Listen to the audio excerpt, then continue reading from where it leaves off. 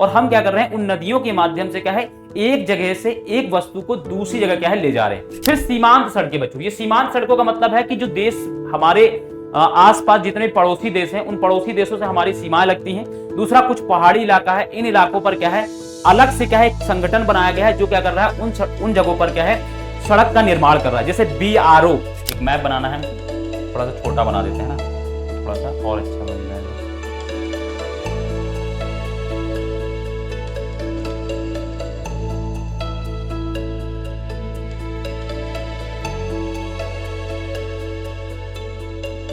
ठीक है बच्चों, ये हमारा प्यारा भारत है।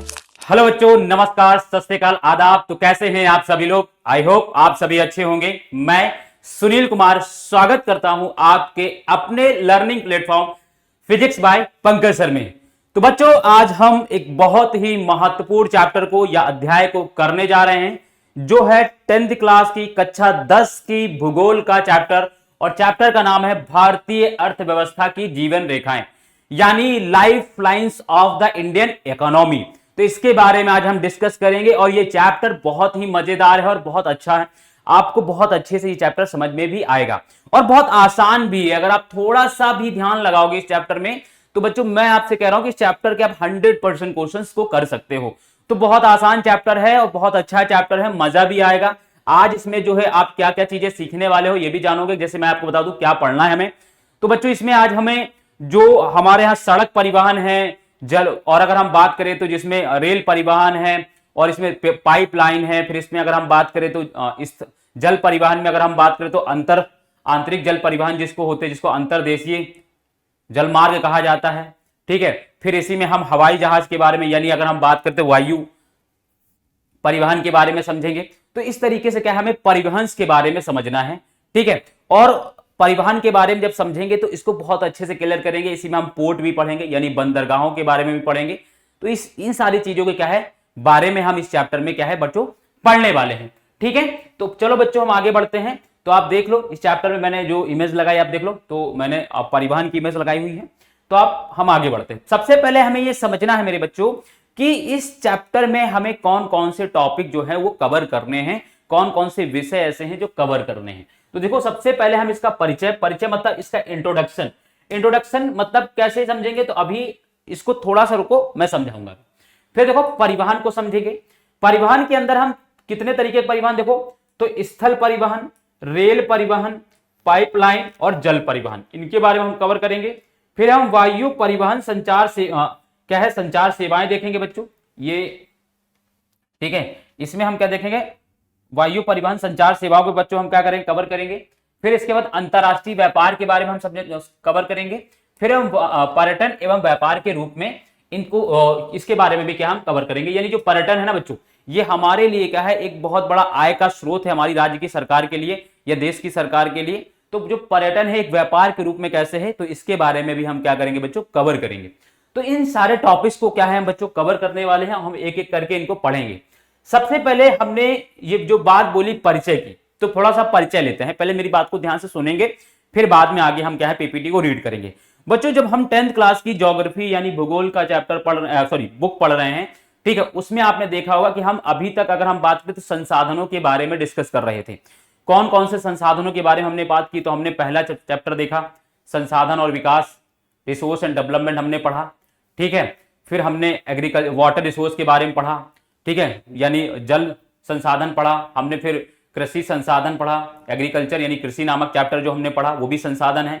फिर हमने खनिज खनिज के बारे में हमने पढ़ा, खनिजों में हमने मिनरल्स एंड एनर्जी रिसोर्स यानी खनिज और ऊर्जा संसाधन पढ़ा। तो ये क्या है बच्चों, संसाधन थे, और इन संसाधनों को हम क्या कर रहे हैं, ये हम पृथ्वी से क्या है निकाल रहे हैं या मानव उसको बना रहा है। ठीक है, ये कर रहे थे। फिर इसके बाद जो हमने अभी चैप्टर पढ़ा वो है विनिर्माण उद्योग, यानी जो अभी तक हमने जितने भी संसाधन जो पिछले 4-5 चैप्टर में हमने यूज निकाल रहे थे, चाहे हम मिनरल्स की बात करें, चाहे ऊर्जा के संसाधन की बात करें, चाहे कोयला हो, पेट्रोलियम हो, चाहे हम खनिजों की बात करें जिसमें हम लोहा है, एल्युमिनियम है, इन सबको फिर हम क्या करें, ओर के फॉर्म में हम अर्थ से निकाल रहे हैं, माइनिंग करके खनन करके क्या हम और के फॉर्म में निकाल रहे थे, अयस्क के रूप में निकाल रहे थे। फिर हम उनको कहां लेके जा रहे हैं, इंडस्ट्री में यानी उद्योग में, और इसीलिए हमने क्या पढ़ा, विनिर्माण उद्योग। फिर हमने क्या किया, वो जो कच्चा माल जो लो अयस्क है या कोयला है, जो या आयरन, ये सारी चीजें, उनको क्या है हमने उद्योग में ले गए, उद्योग में हमने क्या किया, उनसे क्या है उत्पाद बनाए। अब बच्चों जब हमने उद्योगों में उत्पाद को बना दिया है, तो हमें क्या करना पड़ेगा, उस उत्पाद को, उस प्रोडक्ट को क्या करना पड़ेगा, मार्केट में ले जाना होगा। तो मार्केट में ले जाने के लिए किसी मीडियम की या किसी साधन की जरूरत होगी। वो जो साधन है बच्चों ना, वो है परिवहन। तो इसीलिए जो लास्ट चैप्टर है ये हमें पढ़ना है, क्योंकि अभी तक हम रिसोर्स के बारे में पढ़ रहे थे, फिर हमने सारे रिसोर्स यानी संसाधन के बारे में हम पढ़ रहे थे, हमने सारे संसाधनों के बारे में पढ़ा, फिर उन संसाधनों को क्या है हम किस तरीके से जब हम अर्थ से निकाल रहे हैं तो वो कच्चे के फॉर्म में, अयस्क के फॉर्म में है, फिर अयस्क को हम क्या है इंडस्ट्री में यानी उद्योग में अलग कर रहे हैं, उद्योग में हमने क्या किया, उससे एक उत्पाद बनाया। अब जो वो उत्पाद बना है ना, उसको हमें मार्केट में ले जाकर बेचना है, लेकिन मार्केट में कौन उनको पहुंचाएगा, कौन वहां पर उसको लेकर जाएगा, तो उसके लिए क्या चाहिए हमें, परिवहन। ठीक है, तो इसी वजह से क्या है इस चैप्टर को हम पढ़ रहे हैं, इसीलिए इसको क्या बोला गया है, भारतीय अर्थव्यवस्थाएं की जीवन रेखाएं। क्योंकि एक वस्तु के उत्पादन में जितनी उसका उत्पादन करना जितना जरूरी होता है, उतना ही जरूरी क्या होता है, उसे बाजार तक पहुंचाना। अगर कोई वस्तु बाजार तक समय से नहीं पहुंचती है तो फिर क्या होगा, उसका उतना ज्यादा इफेक्टिव या प्रभाव क्या है बाजार पर नहीं पड़ेगा उस वस्तु का। ठीक है, तो इसी वजह से कहा जाता है कि जो परिवहन है ना, वो देश के विकास की गति में एक महत्वपूर्ण भूमिका भी निभाता है। जिस देश का परिवहन जितना ज्यादा अच्छा होगा, उस देश की गति, विकास की गति क्या है और ज्यादा या उतनी ही तेजी से क्या है आगे बढ़ती है। इसलिए जो परिवहन है ना बच्चों, वो बहुत ही महत्वपूर्ण हो जाता है किसी भी देश के लिए, क्योंकि किसी एक वस्तु को दूसरे जगह पहुंचाना, ठीक है, एक स्थान से दूसरी जगह तक ले जाने के लिए क्या है, एक तेज, एक गतिवान क्या है परिवहन की जरूरत होती है बच्चों। ठीक है, इसीलिए क्या है हमें इस चैप्टर में परिवहन को पढ़ना है। अब आपको समझ में आया कि क्यों पढ़ना है हमें।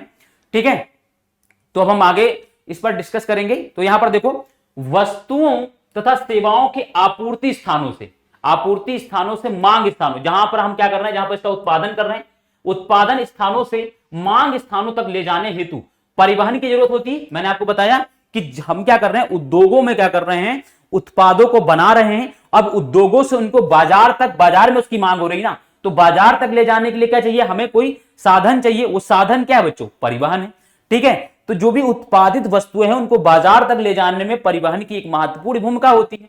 ठीक है, एक देश के विकास की गति वस्तुओं और सेवाओं के उत्पादन के साथ साथ, मैंने क्या बताया था कि जो भी हम वस्तु और जो सेवाओं का उत्पादन कर रहे हैं, उसके साथ साथ उनके एक स्थान से दूसरे स्थान तक वहन यानी मूवमेंट की सुविधा पर भी निर्भर करता है। आप देख लो बच्चों कि आज से 200 साल पहले तक देखें, अगर हम बात करें तो परिवहन, 100 साल, ज्यादा नहीं 100 साल पीछे चले जाओ, परिवहन की जो गति थी बहुत धीमी थी। इसीलिए देश में या दुनिया का जो है विकास बहुत धीमी गति से हो रहा था। लेकिन जैसे ही परिवहन के जो साधन है उनका विकास हो गया, जैसे ही वो विकसित हो गए, वैसे ही क्या हुआ, देश में, देश की इकोनॉमी या कह लो देश की या दुनिया की क्या है, विकास की गति क्या है, बहुत तेज हो गई। ठीक है, क्या हो गई, बहुत ज्यादा तेज हो गई। तो इस वजह से क्या है, ये बहुत इंपॉर्टेंट है। वस्तुओं तथा सेवाओं का लाना ले जाना पृथ्वी के 3 महत्वपूर्ण क्षेत्रों पर निर्भर किया जाता है। ठीक है, जैसे स्थल है बच्चों, जल है और वायु है। ये 3 क्या है, 3 माध्यम है जिनके माध्यम से हम क्या करते हैं, वस्तु को एक स्थान से दूसरे स्थान तक ले जाते हैं। स्थल में क्या आता है बच्चों, तो स्थल में जैसे हम सड़क के माध्यम से, ठीक है, सड़क परिवहन होगा, फिर इसी तरीके से हम रेल परिवहन है, और इसी तरीके से बच्चों पाइपलाइन है, जिसमें हम गैस और पानी को क्या है एक जगह से दूसरी जगह ले जा रहे हैं। जल परिवहन में बच्चों अगर हम बात करें तो हम यहां पर अगर हम बात करें तो एक तो नदियों के, देश के अंदर ही एक स्टेट से दूसरे स्टेट जाना या एक जगह से दूसरी जगह जाना, तो नदियों का इस्तेमाल कर रहे हैं हम सामान ले जाने में। ठीक है, जिसमें हम शिप का इस्तेमाल कर रहे हैं, पानी वाले जहाज का यूज कर रहे हैं। अगर एक देश से दूसरी जगह, दूसरे देश में बहुत बल्क में सामान लेकर जाना है तो भी हम क्या कर रहे हैं, जल का इस्तेमाल कर रहे हैं। ठीक है, ये बात है। वायु बच्चों, वायु में भी हम बहुत सारी चीजों का क्या हम ले जा रहे हैं। ठीक है, तो जैसे एयरलिफ्ट परिवहन है, ये सारी चीजें। तो ये 3 बड़े माध्यम होते हैं जिनके माध्यम से हम क्या करते हैं, एक स्थान से दूसरे स्थान पर वस्तु एवं सेवाओं को ले जाया जाता है। क्लियर बात ये, तो आप इसको परिचय समझ गए बच्चों। अब देखो परिवहन के साधन, मैंने देखो कितने अच्छे से आपके लिए क्या है बच्चों इसको बनाया है, ध्यान से करना है। और साथ में आपको क्या करना है बच्चों, हमारे साथ साथ आपको स्क्रीनशॉट लेते चलना है। ये पढ़ लिया है, इसका स्क्रीनशॉट ले लो और फिर हम आगे बढ़ेंगे। ठीक है, स्क्रीनशॉट लेते चलो आराम से और हम पढ़ते चले आगे। ठीक, चलो आगे बढ़े। अब यहां पर देखो परिवहन के साधन की हम बात करते हैं बच्चों। जब हम परिवहन के साधन की बात करेंगे तो परिवहन के साधन मैंने बताया 3 होते हैं, स्थल, जल और वायु, 3 साधन होते हैं।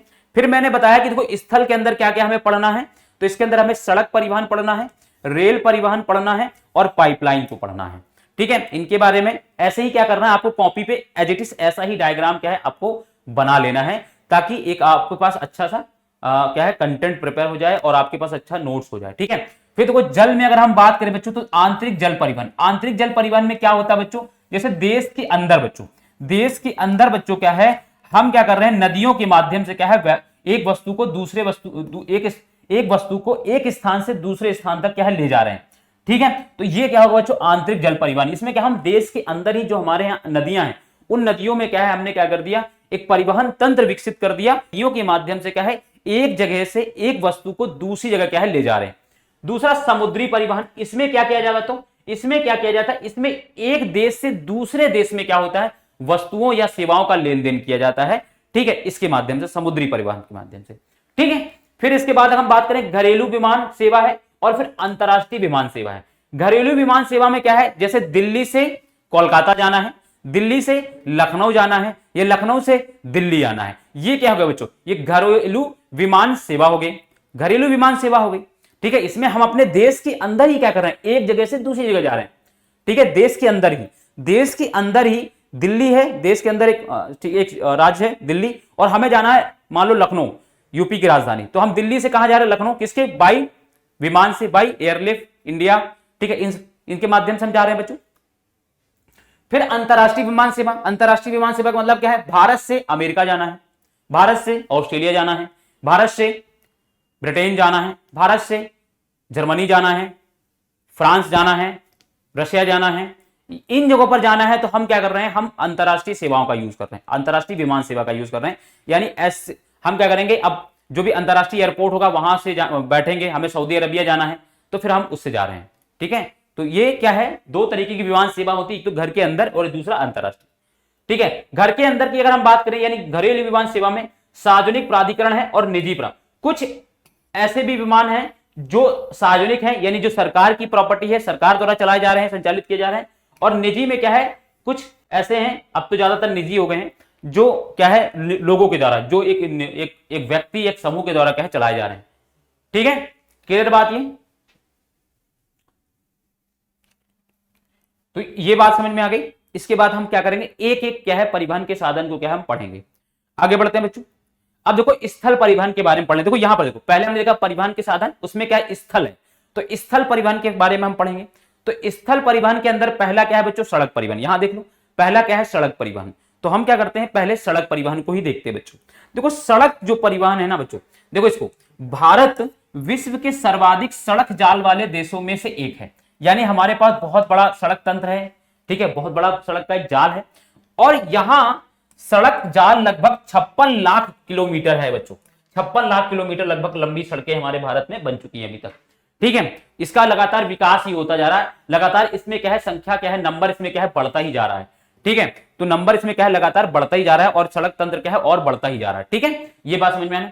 भारत में देखो क्या है, भारत में सड़क परिवहन जो है रेल परिवहन से पहले प्रारंभ हुआ बच्चों। सड़क परिवहन, रेल परिवहन तो आपको पता होगा 1853 में, 1853 में पहली बार मुंबई से थाने के लिए चलाया गया बच्चों। ठीक है, लगभग 32 किलोमीटर आसपास लंबी चलाई गई थी रेल है, तो पहली 1853 में। लेकिन सड़क परिवहन उससे पहले मौर्य साम्राज्य में भी क्या है सड़क बनाए गए। शेरशाह सूरी ने ग्रांड ट्रैंक रोड बनवाई थी। ठीक है, शेरशाह सूरी ने, जो मध्यकाल में हुआ करता था एक राजा, उसने ग्रांड ट्रैंक बनाया था, बाद में उसका शेर सूरी नाम पड़ गया।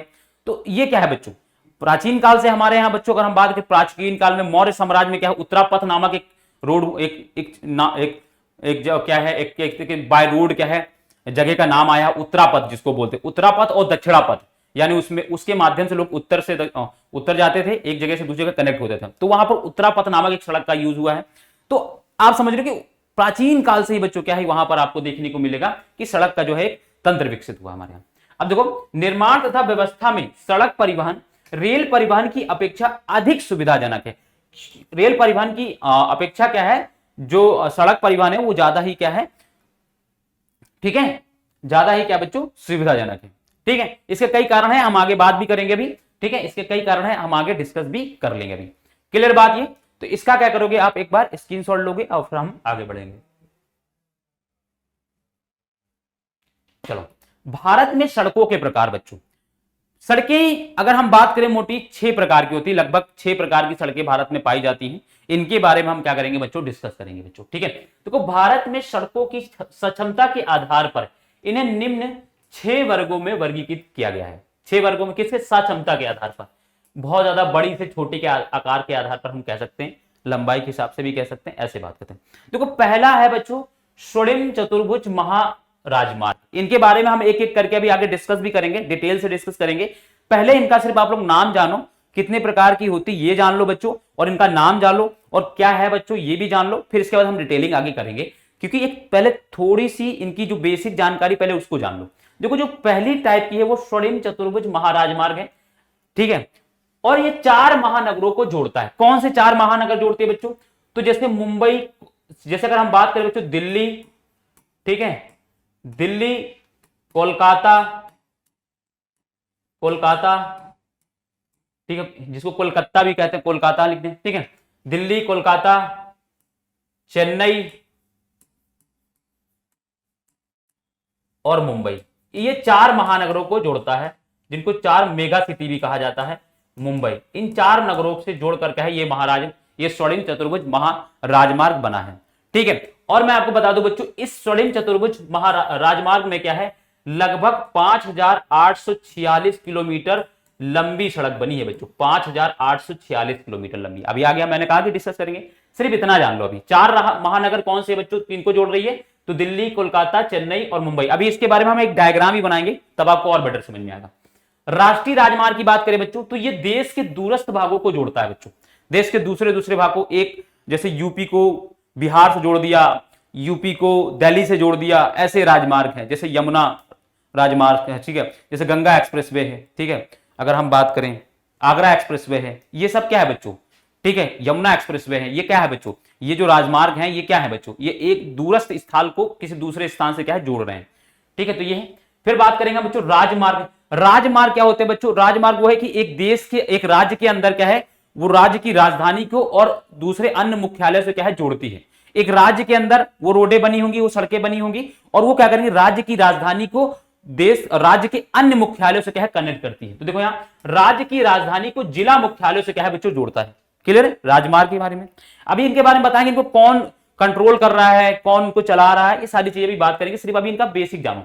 देखो, जिला मार्ग क्या बच्चों, जिले के प्रशासनिक केंद्र को जिला मुख्यालय से जोड़ता है बच्चों, ठीक है। उसमें क्या था कि राज्य की राजधानी को राज्य के अन्य जिला मुख्यालयों से जोड़ता है। इसमें जिला मुख्यालय को क्या कर रहा है, देश राज्य के अन्य केंद्रों से क्या है, अन्य केंद्र की जिला न्यायालय को क्या है बच्चों, जोड़ रहा है। अब देखो, अन्य सड़कें क्या है, वे सड़कें जो ग्रामीण क्षेत्रों को शहरों से जोड़ती है। ये इसमें सबसे बड़ा जो अगर हम बात करें, इसमें प्रधानमंत्री ग्राम सड़क योजना का बहुत महत्वपूर्ण रोल रहा है, आगे हम डिस्कस करेंगे इसके बारे में। फिर सीमांत सड़कें बच्चों, ये सीमांत सड़कों का मतलब है कि जो देश हमारे आसपास जितने पड़ोसी देश हैं, उन पड़ोसी देशों से हमारी सीमाएं लगती हैं। दूसरा, कुछ पहाड़ी इलाका है, इन इलाकों पर क्या है, अलग से क्या है, एक संगठन बनाया गया है जो क्या कर रहा है, उन जगहों पर क्या है, सड़क का निर्माण कर रहा है। जैसे BRO, बॉर्डर रोड्स ऑर्गेनाइजेशन जिसको कहा जाता है, वो क्या कर रहा है, BRO क्या कर रहा है, जिसको सीमांत सड़क संगठन कहा जाता है, वो क्या करता है, वो बच्चों क्या कर रहा है, वो सॉरी सीमा सड़क कहा जाता है, सीमा सड़क संगठन है, वो क्या कर रहा है, वो इन क्षेत्रों में जो सीमावर्ती राज्य हैं या जो हिमालय वाले राज्य हैं, उन पर क्या है, सड़क बनाने का काम कर रहा है, ठीक है। तो यहां देखो, उत्तर तथा उत्तर पूर्वी क्षेत्रों को जोड़ती है। उत्तर में क्या है बच्चों, उत्तर वाले राज्यों में क्या है, हिमालय राज्य हैं, या तो कहीं ना कहीं कश्मीर से बॉर्डर हो रहा है कहीं, ठीक है, अफगानिस्तान से, या अगर हम बात करें इधर तो फिर चाइना से इधर, ठीक है, ये सारी चीजें। और उत्तर पूर्वी राज्यों में पहाड़ी इलाके हैं, तो वहां पर क्या ये क्या कर रहे हैं, ये सड़क बने। तो ये 6 प्रकार की क्या है बच्चों, सड़कें होती हैं, इनके बारे में डिस्कस करें। अब हम एक एक करके इनको डिस्कस करने वाले हैं। अब हम पहले देखेंगे बच्चों स्वर्णिम चतुर्भुज महाराजमार्ग के बारे में हम डिस्कस करेंगे। मैंने आपको बताया कि यह दिल्ली, कोलकाता, चेन्नई, मुंबई व दिल्ली को जोड़ने वाला 6 लेन वाला महाराजमार्ग, 4 और 6 ध्यान से रखना, 4 और 6 दोनों ही है बच्चों, 4 भी होता है कहीं कहीं, 6 भी है, ठीक है। तो 4 और 6 लेन वाला महाराजमार्ग है। अब मैं आपको एक डायग्राम के थ्रू समझाता हूं कैसे कनेक्ट करता है ये बच्चों, ध्यान से सुनना बच्चों, ठीक है। ये नगर जो भारत में कहां कहां पर है, इनको कैसे कनेक्ट कर रहा है, इसको देखो, डायग्राम बना लेना बच्चों, ठीक है, एक मैप बनाना है हमको।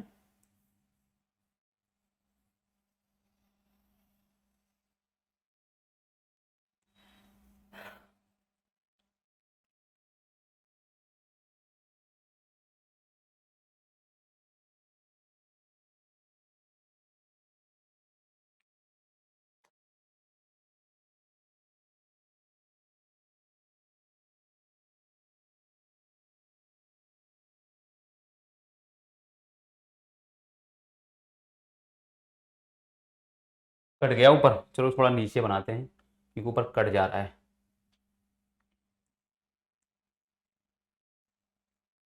थोड़ा सा छोटा बना देते हैं ना, तो थोड़ा सा और अच्छा बन जाएगा।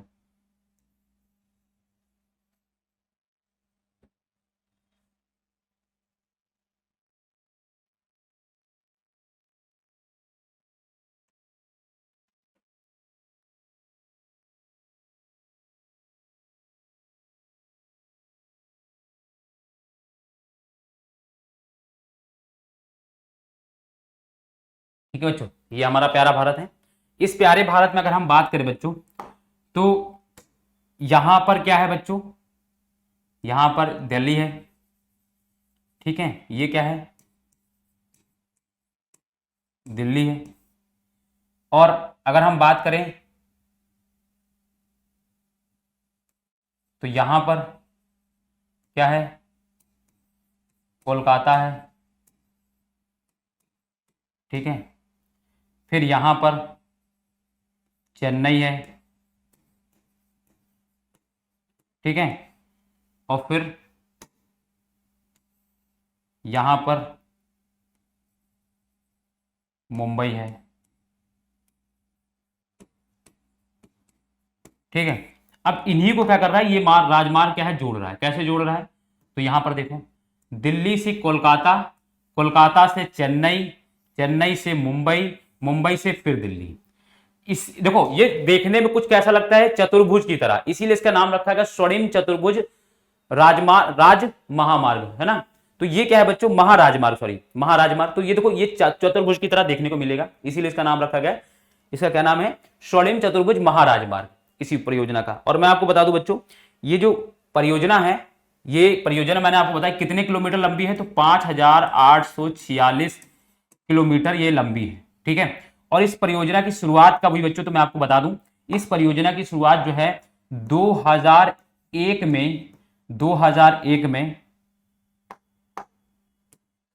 इधर लिख देता हूं, ऊपर ऊपर लिखता हूं तो ज्यादा बेटर रहेगा।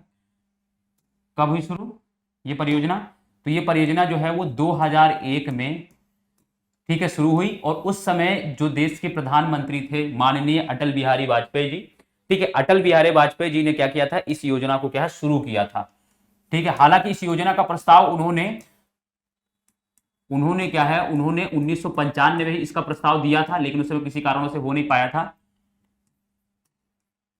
और फिर इसके बाद क्या है, ये योजना शुरू हुई। अटल बिहारी वाजपेयी जी ने 2001 में क्या है, इस योजना को शुरू किया गया था, ठीक है। तो इस तरीके से क्या है, ये राजमार्ग है। क्लियर बात ये, इसको आपने क्या करना है, आपने क्या करना है, आपको ऐसी डायग्राम बनाकर ऐसे ही क्या करना है, अपनी कॉपी में लिख लेना है सारी चीजें। क्लियर बात बच्चों, ठीक है। चलो अब पीछे आते हैं, फिर से पीछे आते हैं। तो देखो फिर ये तो समझ में आ गया। इस परियोजना के तहत दो गलियारे प्रस्तावित थे। कौन कौन से दो गलियारे बच्चों, एक तो उत्तर को दक्षिण से जोड़ने के लिए एक गलियारा बनाया गया, जिसमें आप देखोगे तो कि श्रीनगर से कन्याकुमारी को तक को एक गलियारा बनाया गया जिसमें, ठीक है, जिसको उत्तर से दक्षिण का गलियारा कहा जाता है। एक गलियारा पूरब से पश्चिम को जोड़ने के लिए, क्या या पश्चिम को पूरब से जोड़ने के लिए एक बनाया गया है, जिसमें अगर हम बात करें तो गुजरात के पोरबंदर से लेकर असम के सिलचर तक बच्चों क्या है, उसको कनेक्ट किया गया है।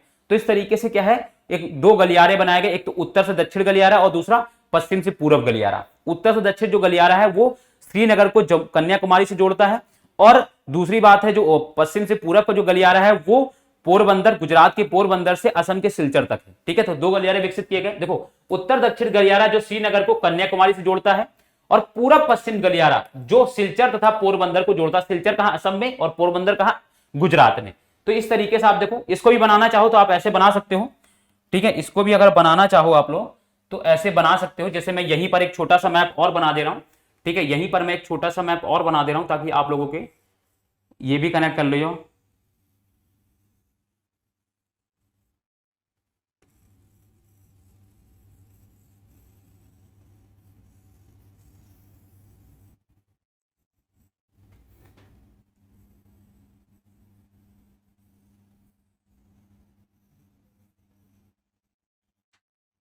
ठीक बच्चों, ये भारत है हमारा प्यारा भारत।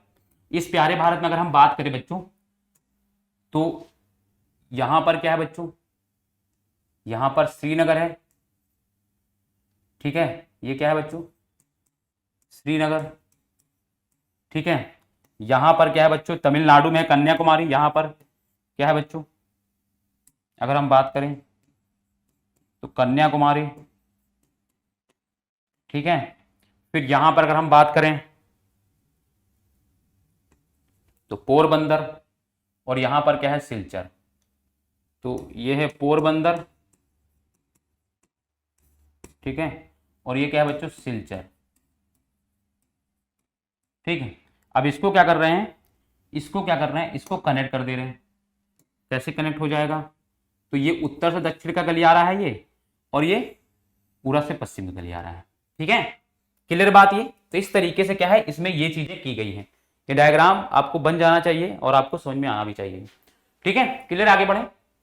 चलो अब देखो, इस महाराजमार्ग का प्रमुख उद्देश्य भारत के महानगरों को आपस में जोड़ना है। तो महानगर आपने देख लिए, 4 मेगा सिटी जिनको भी कहा जाता है, जिनको मेट्रोपॉलिटन सिटी भी कहा जाता है, ठीक है। यह राजमार्ग परियोजना भारत के राष्ट्रीय राजमार्ग प्राधिकरण NHAI भी इसको बोला जाता है, ये लिखा भी है NHAI, राष्ट्रीय राजमार्ग प्राधिकरण, भारत के राष्ट्रीय राजमार्ग, ठीक है, national highway authority of India, इसको इंग्लिश में क्या कहा जाता है, national highway authority of India के पास क्या है, ये क्या है, ये होता है कि अधिकार क्षेत्र में क्या है, ये चलते हैं, ठीक है। ये राजमार्ग याद रखना इस चीज के बारे में। क्लियर बात। और मैं आपको बता दूं इस परियोजना पर कितना पैसा खर्च हुआ है, तो लगभग 6 खरब रुपए, 6 खरब रुपए लगभग क्या है, 6 खरब रुपए क्या है, लगभग 6 खरब, मतलब समझ रहे हो, 6 करोड़ नहीं होता है, 6 करोड़ से आगे 6 अरब और 6 खरब, 6 खरब पैसा खर्च हुआ है। और इसको 2001 में ये शुरू हुआ था, लगभग 2012 तक क्या है इसको पूरा कंप्लीट कर पाए, तो काफी समय इसमें लगा है, ठीक है। तो ये बात याद रखना है। तो ये सारी चीजें इसके बारे में हो गई। आगे बढ़ते हैं, एक बार स्क्रीनशॉट लो फिर आगे बढ़ते हैं, ठीक है। क्लियर। अब हम बात करेंगे बच्चों राष्ट्रीय राजमार्ग। देखो राष्ट्रीय राजमार्ग क्या मैंने बताया, तो ये बताया कि राष्ट्रीय राजमार्ग देश के दूरस्थ भागों को जोड़ते हैं। दूरस्थ भाग मतलब जैसे मान लो बुंदेलखंड का इलाका है यूपी के अंदर, और उसको क्या कहते हैं लखनऊ से जोड़ना है, ठीक है। तो बुंदेलखंड एक्सप्रेस बनाया गया है, ये हो गया। दूसरा ऐसी दिल्ली को, आगरा को लखनऊ से कनेक्ट करना है, तो आगरा एक्सप्रेसवे बनाया गया है, ये क्या है बच्चों, ये राष्ट्रीय राजमार्ग है। ऐसे यमुना एक्सप्रेसवे, गंगा एक्सप्रेसवे, जो क्या कर रहे हैं देश के दूरस्थ स्थान को क्या है एक दूसरे स्थान से क्या कनेक्ट कर रहे हैं, तो इसी क्या है, इनको क्या बोलते हैं बच्चों, इनको राष्ट्रीय राजमार्ग कहते हैं। एग्जांपल मैंने बता दिए, आगरा एक्सप्रेसवे, ठीक है, यमुना एक्सप्रेसवे, बुंदेलखंड एक्सप्रेसवे, ठीक है, गंगा एक्सप्रेसवे जो बन रहा है अभी भी, ठीक है। तो ये जो एक्सप्रेसवे हैं ये क्या कर रहे हैं, ये राष्ट्रीय राजमार्ग के अंदर आते हैं। देखो ये प्राथमिक सड़क तंत्र है जिनका निर्माण व रख रखाव कौन करता है बच्चों, से CPD बोलते हैं जिसको, CPWD यानी केंद्रीय सार्वजनिक निर्माण विभाग जिसको कहा जाता है। क्या कहा जाता है इसको, केंद्रीय लोक निर्माण विभाग। इसको सार्वजनिक भी लिखा जाता है, ठीक है, कहीं कहीं सार्वजनिक भी लिखा होता है, तो परेशान मत हो जाइएगा कि सार्वजनिक लिख दिया सर गलत तो नहीं, नहीं, लोक और सार्वजनिक एक ही चीज है बच्चों, ठीक है। केंद्रीय लोक निर्माण विभाग या केंद्रीय सार्वजनिक निर्माण विभाग, या जिसको CPWD बोला जाता है, ठीक है, सेंट्रल पब्लिक वर्क डिपार्टमेंट जिसको कहा जाता है, सेंट्रल पब्लिक वर्क डिपार्टमेंट के अधिकार क्षेत्र में। वो किसके अधिकार क्षेत्र में था, वो NHAI के, national highway authority of India के पास था, भारत के राष्ट्रीय राजमार्ग प्राधिकरण के अधीन में था। स्वर्णिम चतुर्भुज योजना जो राजमार्ग है, महाराजमार्ग है, और ये किसके कंट्रोल में है राष्ट्रीय राजमार्ग, ये जो है CPWD के यानी केंद्रीय लोक निर्माण विभाग के कंट्रोल में है, ठीक है। अब देखो अनेक प्रमुख राष्ट्रीय राजमार्ग उत्तर से दक्षिण तथा पूर्व से पश्चिम दिशाओं में फैले हैं। अब इसमें दिल्ली व अमृतसर के मध्य ऐतिहासिक शेरशाह सूरी मार्ग राष्ट्रीय राजमार्ग संख्या 1 के नाम से जाना जाता है। तो एक ये भी है, बहुत इंपॉर्टेंट है, आपको पता है मैंने बताया था अभी शुरुआत में ही, क्लास शुरू करते ही मैंने बताया था कि शेरशाह सूरी ने ग्रैंड ट्रैंक रोड बनाया, उसी का नाम बाद में शेरशाह सूरी पड़ गया, ठीक है। नहीं, पहले शेरशाह सूरी नाम था, आज उसका ग्रैंड ट्रैंक रोड नाम है, ठीक है। चलो आगे बढ़ते हैं। अब राज्य राजमार्ग क्या है बच्चों, देखो राज्य राजमार्ग जो होते हैं राज्यों की राजधानी को जिला मुख्यालय से जोड़ने वाली सड़कें राष्ट्र राजमार्ग कहलाती हैं। अब देखो राज्यों व केंद्र शासित प्रदेशों में इनकी व्यवस्था तथा निर्माण की जिम्मेदारी सार्वजनिक निर्माण विभाग होती है। अब देखो ये लोक विभाग बोल दो, चाहे इसको भी लोक भी लिख दो, लोक निर्माण विभाग की होती है। देखो जो राष्ट्रीय राजमार्ग था उसको CPWD देख रहा था, और जो राज्य राजमार्ग है उसको PWD देख रहा है। PWD वो क्योंकि राष्ट्रीय है तो केंद्र स्तर पे होगा, तो इसलिए इसके ऊपर सेंटर हो गया, ये क्या है, ये राज्य के अंदर होती है बच्चों, तो इसको पीडब्ल्यूडी देखता है। हर एक राज्य का अपना पीडब्ल्यू होता है, ठीक है। जैसे लखनऊ में भी है पीडब्ल्यू डिपार्टमेंट जिसको कहा जाता है। तो ये क्या कर रहा है, जो राजमार्ग होते हैं उनको कौन बना रहा है, पीडब्ल्यूडी बना रहा है, यानी लोक पब्लिक क्या होता है, अगर हम बात करें लोक निर्माण विभाग जिसको हम कहते हैं, वो बना रहा है, ठीक है। क्लियर बात, आगे बढ़ते हैं। चलो, जिला मार्ग क्या बच्चों, जिला मार्ग बच्चों वो होती है कि जो ये सड़कें जिले के विभिन्न प्रशासनिक केंद्रों को जिला मुख्यालय से जोड़ती है, जिले के अंदर ही बच्चों, ठीक है। इन सड़कों का उत्तरदायित्व किसके पास होगा, जिला परिषद के पास होगा। भाई जिला स्तर की सड़कें कौन बनाएगा, जिला परिषद होगा, तो जिला परिषद का है, ठीक है। तो ये भी बहुत आसान है, इसमें कोई दिक्कत नहीं।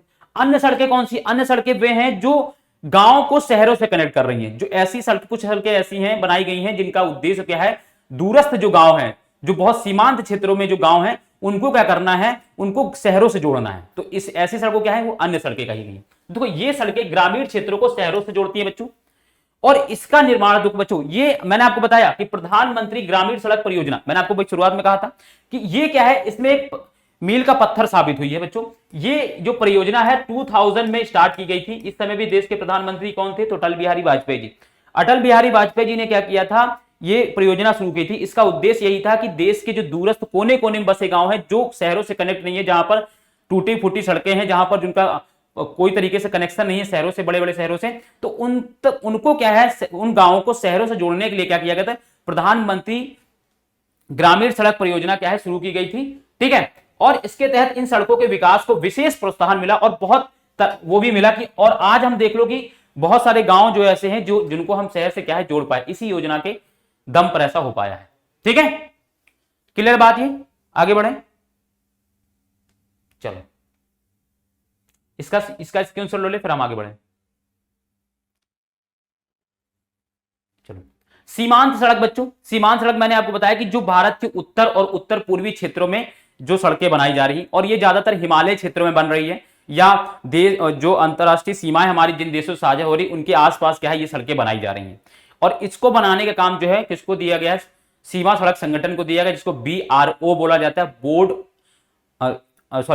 बॉर्डर रोड्स ऑर्गेनाइजेशन को कहा जाता है, और जिसकी स्थापना 1960 में हुई थी। इसको किसने एस्टेब्लिश किया था, तो उस समय देश के प्रधानमंत्री पंडित जवाहरलाल नेहरू जी थे। उन्होंने क्या है, बॉर्डर रोड्स ऑर्गेनाइजेशन क्या है एस्टेब्लिश किया था, या सीमा सड़क संगठन को एस्टेब्लिश किया था 1960 में। तब से लेकर क्या है, इसने बहुत अच्छा काम किया है, और इसने क्या है, ऐसे ऐसे दुर्गम क्षेत्रों पर, ऐसे ऐसे पहाड़ी इलाकों पर रोड बना दिए जहां जाना पहले संभव नहीं था। और इसके आने से बच्चों क्या है कि अब हमारी देश के उन क्षेत्रों से हमारी सरकार या हमारे लोगों का कनेक्शन हो चुका जहां पहले लोग नहीं पहुंच पाते थे, ठीक है। तो इसने बहुत अच्छा काम किया है।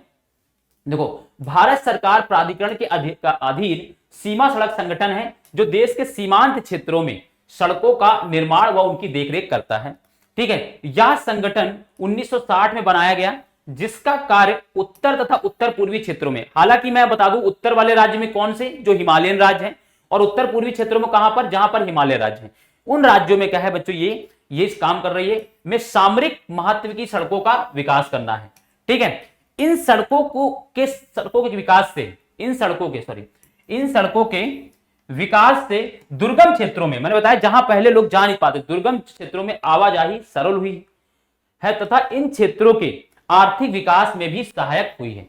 अभी देख लो, इनकी वजह से क्या है कि हम जैसे लद्दाख है, ठीक है, जो अटल टनल बनाया जा चुका है, वो किसके सहयोग से, इसी के सहयोग से, क्योंकि पहले वहां सड़क तक कनेक्टिविटी बनाई गई सामान ले जाने के लिए, फिर अटल टनल बनाया गया, तो ये सारी चीजें चल रही हैं। इसका भी स्क्रीनशॉट लो, ठीक है। और मैंने बताया ये उस समय देश के प्राइम मिनिस्टर कौन थे, तो पंडित जवाहरलाल नेहरू जी थे, उन्होंने ही इसको एस्टेब्लिश किया था, जवाहरलाल नेहरू, ठीक है। चलो आगे बढ़े, इसका स्क्रीनशॉट लो, फिर आगे बढ़ते हैं।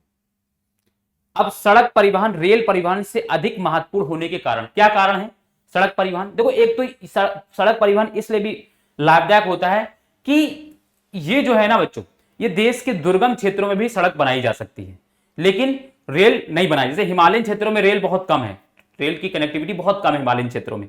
हिमालयन जो राज्य है उनमें, वहां पर ज्यादातर कनेक्टिविटी सड़क से बना है, क्योंकि वहां पर सड़कों पर उन हिमालय रीजन पर क्या है, रेल पटरी बिछाना बहुत डिफिकल्ट काम होता है। तो दुर्गम क्षेत्रों से कनेक्टिविटी क्या है, सड़क के माध्यम से हम कर सकते हैं। सबसे पहली बात तो इसने ये बोल दिया कि सड़क परिवहन रेल परिवहन से पहले प्रारंभ किया गया। ये तो जाहिर सी बात है, मैंने आपको बताया कि रेल परिवहन जो है 1853 में शुरू हुआ है, पहली बार रेल बनाई गई भारत में। लेकिन सड़क परिवहन बहुत पहले से विकसित था। मैंने बताया कि मौर्य काल में भी उत्तरापथ और दक्षिणापथ की बात की गई है, जो एक सड़क थे, जो बड़े राजमार्ग थे एक तरीके से कह लो। देखो, निर्माण तथा व्यवस्था सुविधाजनक है, हमें घरों तक पहुंचाती है। एक तो ये है, आपके गांव, देखो आपके घर तक रोड की कनेक्टिविटी होती है, आप देख लो ना, आपके घर के बाहर रोड बनी हुई है, ठीक है, तो ये सारी चीजें होती हैं। फिर देखो, पहाड़ी क्षेत्रों, दुर्गम क्षेत्रों तथा उबड़ खाबड़ स्थानों पर भी आसानी से बनाई जा सकती है। मैंने यही तो समझा है कि जो BRO क्या कर रहा है, BRO क्या कर रहा है, बॉर्डर रोड्स जो ऑर्गेनाइजेशन, वो क्या करता है, सीमांत क्षेत्रों में सड़क बना, और सड़क बनाई जा रही है उनके साथ, तो वहां तक क्या हमारी आवाजाही बहुत आसानी से हो गई, ठीक है। दूसरा, अन्य परिवहन साधनों में सड़क परिवहन एक कड़ी के रूप में काम करता है, क्योंकि आपको अगर रेलवे तक जाना है, आपको अगर एयरपोर्ट जाना है, तो आपको पहले सड़क, ऐसा तो नहीं कि हर व्यक्ति के घर के बाहर एयरपोर्ट बना है, हर व्यक्ति के घर के पास रेलवे स्टेशन बना है, नहीं, आपको वहां तक जाने के लिए ना कोई रोड का क्या है, किसी ना किसी सड़क का इस्तेमाल करना होता है। तो जो अन्य परिवहन है, चाहे आपका जल परिवहन हो, चाहे आपका रेलवे परिवहन हो, चाहे आपका ये क्या कहते हैं वायु परिवहन हो, इन तक कनेक्टिविटी का कौन माध्यम है, सड़क बच्चों, ठीक है। इसलिए क्या है, ये बहुत महत्वपूर्ण है, ठीक है। आगे बढ़े बच्चों, इसका क्या करो, स्क्रीनशॉट लो, फिर हम क्या करें, आगे बढ़ते हैं।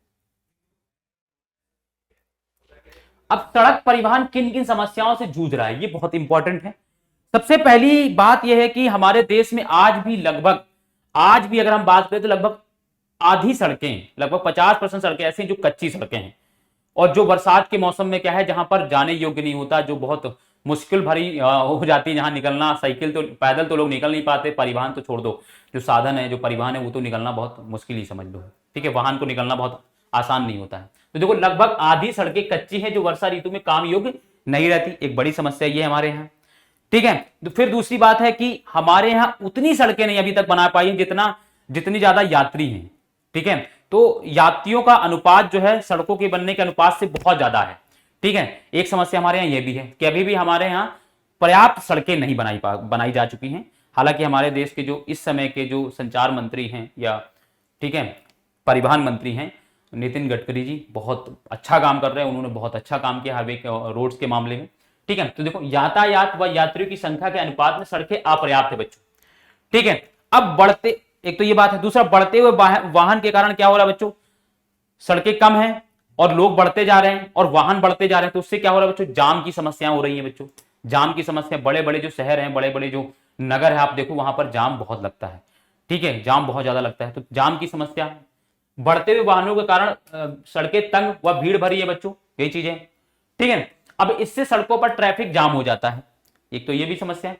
राष्ट्रीय राजमार्ग भी पर्याप्त नहीं है, जो एक स्थल से एक दूरस्थ स्थान को एक दूसरे स्थान से कनेक्ट करने वाले जो राष्ट्रीय राजमार्ग, वो भी कम है बच्चों, है ना, और गिने चुने ही बनाए जा रहे हैं। अब हालांकि अब बढ़ रहे हैं, नंबर उनके बढ़ रहे हैं, लेकिन ये संख्या क्या है, कम है बच्चों, ठीक है। तो ये सारे की क्या है, समस्या है सड़क के। क्लियर बात, आगे बढ़े, चलो अब हम बात करेंगे बच्चों रेल परिवहन। रेल परिवहन के बारे में बच्चों डिस्कस करते हैं, चलो आगे देखो। भारत में रेल परिवहन वस्तुओं तथा यात्रियों के परिवहन का प्रमुख साधन है। एक तो बात यह समझना है कि क्यों, क्योंकि देखो, आप बाई रोड जो है ना, ट्रक पे कितना सामान लाद लोगे, बहुत ज्यादा वस्तुओं को नहीं लाद सकते, ठीक है। दूसरा, ट्रक में एक समस्या यह भी होती है कि वो जाम में फंस जाएगा, डीजल भी बहुत खाता है वो, ठीक है, और सामान भी कम लेकर जाएगा। लेकिन वहीं अगर रेल है, तो रेल जो है बहुत कोई ट्रेन है, ट्रेन बहुत बल्क में क्या है, कच्चा माल ले जा सकती है, उसको जाम की समस्याओं को नहीं झेलना पड़ता है, ठीक है, और कम समय में अधिक दूरी तक आसानी से जा सकती है। तो ये इसीलिए क्या है, एक बहुत प्रमुख साधन बन गया। इसी तरह यात्रियों को एक स्थान, आज भी यात्री को एक जगह से दूसरी जगह ले जाने में हमारे देश में रेल का बहुत महत्वपूर्ण योगदान है, ठीक है। आज भी रेलवे ही क्या है, हमारे देश की अगर एक तरीके से देश या वस्तु को एक जगह से दूसरी जगह ले जाने में एक महत्वपूर्ण भूमिका निभा रहा है। तो इसलिए क्या है बच्चों, ये प्रमुख साधन है, ठीक है।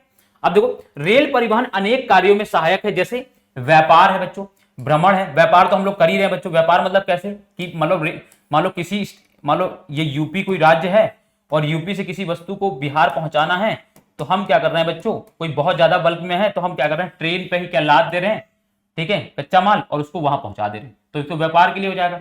भ्रमण बच्चों, भ्रमण मतलब घूमना, इधर उधर जाना। लोग आज भी लोग क्या है, क्योंकि ये सस्ता होता है, इसका टिकट जो है बस की तुलना में, सड़क परिवहन की तुलना में रेल का जो है टिकट वो सस्ता होता है, तो इसकी वजह से आज भी लोग इसको प्रेफर करते हैं। अब जनरल बोगी में देख लो बच्चों कितने लोग होते हैं, जितनी सीटें हैं उससे कई गुना लोग क्या है उसमें बोगी में भरे होते हैं, ठीक है, एक बोगी में भरे होते हैं, तो जनरल वाली बोगी में। तो क्या है, ये सस्ता होता है, सस्ता होता है तो लोग क्या है इसमें एक जगह दूसरी जगह जाना इसको प्रेफर करते हैं, तो ये भ्रमण का बहुत बड़ा साधन है। दूसरा तीर्थ यात्रा है बच्चों, तीर्थ यात्राओं में भी क्या है इसको यूज किया जा रहा है, जम्मू जाना है सारी जगह। वह लंबी दूरी के बच्चों, जाहिर सी बात लंबी दूरी के लिए तो ट्रेन, हम जैसे अगर हम बात करें तो हमें जैसे मान लो किसी बिहार से किसी को गुजरात जाना है तो बस से जाना प्रेफर नहीं करेगा बच्चों, बस से बहुत कम लोग जाना प्रेफर करेंगे, और इतनी लंबी बस चलती भी नहीं है बहुत। अब तो जो ट्रेवल्स आ गए हैं वो हालांकि चलाने लगे हैं, लेकिन सरकार के द्वारा इतनी लंबी लंबी बसें नहीं चलती हैं, ट्रेवल्स वाले जो हैं वो ले जाते हैं, प्राइवेट जो ट्रेवल्स हैं वो लेकर जा रहे हैं। लेकिन लोग ट्रेन को प्रेफर करते हैं क्योंकि ट्रेन में सारी सुविधाएं होती है, दूसरा टिकट भी कम होता है और वो कम समय में पहुंचा देगी वहां पर। तो ये सारी समस्या, हालांकि देरी की एक भारत में एक रेलवे की एक सबसे बड़ी समस्या यह है कि वहां पर ट्रेनें लेट बहुत ज्यादा होती हैं, तो एक समस्या ये है, लेकिन उस पर हम आगे डिस्कस करेंगे, ठीक है। तीर्थ यात्राएं व लंबी दूरी तक का सामान का परिवहन आदि, ठीक है, ये बहुत इंपॉर्टेंट है, ये कर रही है। देखो भारतीय रेलवे देश की अर्थव्यवस्था, उद्योगों व कृषि के तीव्र गति से विकास के लिए उत्तरदायी है। कैसे समझोगे इसको बच्चों, अर्थव्यवस्था में कैसे बच्चों, देखो समझो कि ये क्या है कि जो वस्तुएं हैं, ठीक है, जो वस्तुएं हैं उनको एक जगह से दूसरी जगह ले जाने में तो महत्वपूर्ण भूमिका निभा रहा है। दूसरा, आज भारत के बहुत सारे क्षेत्र ऐसे हैं जो जिनका विकास रेलवे की वजह से हो पाया है, या भारत के कुछ क्षेत्र ऐसे हैं जहां के लोग रेलवे की वजह से अपने आसपास की जगहों पर क्या है काम कर पा रहे हैं। लाइक दिल्ली एनसीआर आप देखते हो बच्चों, दिल्ली एनसीआर में बच्चों क्या है, जैसे मेट्रो बच्चों क्या है, रेलवे का एक तरीके का है। मेट्रो में क्या है बच्चों, आप देख लो कि लोग गाजियाबाद से दिल्ली जा रहे हैं, लोग नोएडा से दिल्ली जा रहे हैं, लोग गुड़गांव से दिल्ली जा रहे हैं, तो ये क्या है, इसने क्या कर दिया, इसने आसान कर दिया। इससे क्या हो रहा है, उस वहां की देश की अर्थव्यवस्था क्या है तेजी से बढ़ रही है। उद्योगों को क्या है बच्चों, उद्योगों को चाहिए कच्चा माल, कच्चा माल चाहिए तो क्या होता है, उद्योगों तक कच्चा माल क्या है ये बड़े आसानी में क्या है पहुंचा दे रही है, क्योंकि जो हमारे यहाँ जो वो रेलवे चलती है जो सिर्फ कच्चा माल ढोने का ही काम करती है, ठीक है, तो वो क्या है ले जा रही है। दूसरा, कृषि के तीव्र गति में बच्चों, कृषि के तीव्र गति में कैसे बच्चों, तो जैसे आज भी अगर हम बात करें तो किसी गांव में कोई फसल का उत्पादन हुआ, अब उस फसल को शहर तक पहुंचाना है, शहर तक पहुंचाना, ट्रक में ले जाने में क्या है समय ज्यादा लगेगा, दूसरा उसमें पैसा ज्यादा लगेगा और उसमें समय भी ज्यादा लगेगा और जाम में फंसेगा, वो अलग चीज है। लेकिन वहीं क्या करते हैं, रेलवे रात को रेल पे लादा, ट्रेन पर रखा उसको, सामान को एक बोगी बुक कर लिया, उसमें सामान लादा, और सुबह क्या है जिस नगर मान लो दिल्ली ले जाना है सामान, वहां दिल्ली सब्जी दिल्ली पहुंचाई और वहां उतारी और मार्केट में ले जाके बेच दिया। तो कृषि के लिए भी क्या है बहुत महत्वपूर्ण हो गई ये बच्चों, ठीक है, उत्तरदायी है, ठीक है, ध्यान। अब देखो भारतीय रेल परिवहन को 16 रेल प्रखंडों में पुनः संकलित किया गया, इसको अलग अलग जोन में बांटा गया बच्चों, ठीक है, 16 अलग अलग जोन में बांटा गया है, ठीक है। अब देखो भारतीय रेल परिवहन देश का सर्वाधिक बड़ा सार्वजनिक क्षेत्र है, क्या है, बड़ा सार्वजनिक क्षेत्र का प्राधिकरण है, ठीक है। हालांकि इसमें अब क्या है, इसका निजीकरण भी शुरू हो चुका है बच्चों, प्राइवेटाइजेशन इसका भी शुरू हो चुका है, बहुत सारी रेल जो है, रेलें जो हैं क्षेत्र का, रेल की जो क्षेत्र हैं वो किसको, निजी क्षेत्र के पास चला गया, लेकिन अभी भी एक बड़ा पार्ट जो है किसके पास, सरकार के पास है, ठीक है, इसीलिए इसका किराया जो है कम है। हालांकि जैसे अगर हम बात करें तो वंदे भारत है, ठीक है, ये सब क्या है, अब ये प्राइवेट सेक्टर चला रहे हैं, ये प्राइवेट प्लेयर आ चुके हैं इसमें, तो इनका जो टिकट है बहुत हाई होता है। मगर अगर हम बात करें तो मिडिल क्लास या लोअर क्लास का व्यक्ति जो है वो वंदे भारत में ट्रेवल करने की कैपेसिटी के अंदर नहीं है, एक आध बार जाना है तो चला जाए, लेकिन हमेशा अगर उसको यूज करना है तो वो नहीं कर सकता। लेकिन और भी जो जनरल जो रेल होती है, ट्रेनें होती हैं, उनका यूज कर सकते हैं। जनरल का टिकट अगर मैं बात करूँ तो 150, 200, 250, 300 ऐसा टिकट होता है, स्लीपर का 350, 400, 500 डिस्टेंस के अकॉर्डिंग हो जाता है, लेकिन एक मिनिमम प्राइस में आप क्या है कम से कम पहुंच जाते हैं, एक जगह से दूसरी का आसानी से पहुंच जाते हैं, सुविधाएं भले ही कम रह जाती हैं। जैसे जनरल का आप टिकट ले रहे हो तो वहां पर अगर 35-40 लोगों की कैपेसिटी है तो उसमें 100-150 लोग भरे पड़े हुए हैं, तो वो सारी चीजें होती हैं, समस्याएं, ठीक है, क्लियर बात है। इसीलिए सरकार से लोगों ने डिमांड भी की थी कि हमें क्या है दिल्ली से लखनऊ, लखनऊ से आगरा, और जो मेन जो मेट्रोपॉलिटन सिटी है, हमें यहाँ क्या करना चाहिए, हमें यहाँ पर जो ट्रेन है उन जो चल रही है उनकी संख्या बढ़ा देनी चाहिए। मतलब हर 1 घंटे बाद कोई ना कोई ट्रेन यहाँ पर जाती रहे, ताकि इससे क्या होगा, एक तो ट्रेनें ज़्यादा होंगी तो लोगों को जितनी सीटें हैं उतनी सीटें आराम से मिले। अभी ट्रेन की संख्याएं कम है, तो इसकी वजह से क्या है, लोगों को मजबूरी में जाना पड़ता है। ठीक है, तो ये बात है। मान लो एक लखनऊ से दिल्ली जाने वाली एक सुबह ट्रेन है, एक शाम को ट्रेन है, एक दोपहर में ट्रेन, ऐसे 3-4 ट्रेनें चल रही। अगर यही 6-7 ट्रेनें चल जाएं जो हर 1-2 घंटे में चले, तो लोग उस अपने अकॉर्डिंग फिर क्या है, आराम से जा सकते हैं। क्लियर बात ये? तो इसका क्या करेंगे, हम स्क्रीनशॉट लेंगे, फिर हम आगे बढ़ेंगे। अब देखो, देश की पहली रेलगाड़ी मैंने आपको बताया था 1853 में मुंबई और थाने के मध्य चलाई गई, जो 34 किलोमीटर की दूरी तय करती थी। ठीक है, ये कितनी 34 किलोमीटर की दूरी थी। ये बनाई कब गई थी बच्चों? ये एक्चुअली जब ये, मैं आपको बता दूं बच्चों, जब ये बनाई जा रही थी ट्रेन, उसी समय इंडस वैली सिविलाइजेशन को क्या है कि कुछ यहाँ पर कुछ ईंटें निकले थे। उसी समय यहाँ पर एक प्रमाण मिला था कि यहाँ पर कोई प्राचीन सभ्यता रही होगी, लेकिन उस पर रिसर्च नहीं हुआ। बाद में क्या हुआ, 1921 में क्या है, दयाराम साहनी जी ने क्या किया था, इंडस वैली सिविलाइजेशन की खोज की थी। ठीक है, और यहीं पर क्या है, हड़प्पा नामक एक नगर खोदा था। हालांकि इस समय जब रेलवे बिछाई जा रही थी, तो उस समय यहाँ पर खुदाई करते समय कुछ ईंटें मिले थे। ठीक है, कुछ ईंट मिले थे, पके हुए ईंट मिले थे। उसी समय ऐसा अनुमान लगाया जाया था कि रहा ना रहा यहाँ पर कोई एक पुरानी सभ्यता होगी जो यहाँ विकसित रही होगी, लेकिन उस समय रिसर्च ज्यादा नहीं हुआ। बाद में जो हमारे यहाँ आर्कियोलॉजिकल सर्वे ऑफ इंडिया है, पुरातत्व जो विभाग है, उसमें बाद में जो दयाराम साहनी जी हैं, उन्होंने क्या है, इसकी खोज की थी। ठीक है, तो बात है। अब बात करें, भारतीय रेल परिवहन को 16 रेल प्रखंडों में पुनः संकलित किया गया। ये तो मैं बता चुका हूं। ठीक है, इसको जोन कहा जाता है, अलग अलग जोन है। ठीक है, पूर्वांचल जोन है, ठीक है, पूर्वी जोन है, उत्तर मध्यांचल जोन है, ऐसे जोन है। ठीक है, भारतीय रेल परिवहन के वितरण को प्रभावित करने वाले कारक कौन कौन से? 3 बड़े कारक होते हैं बच्चों।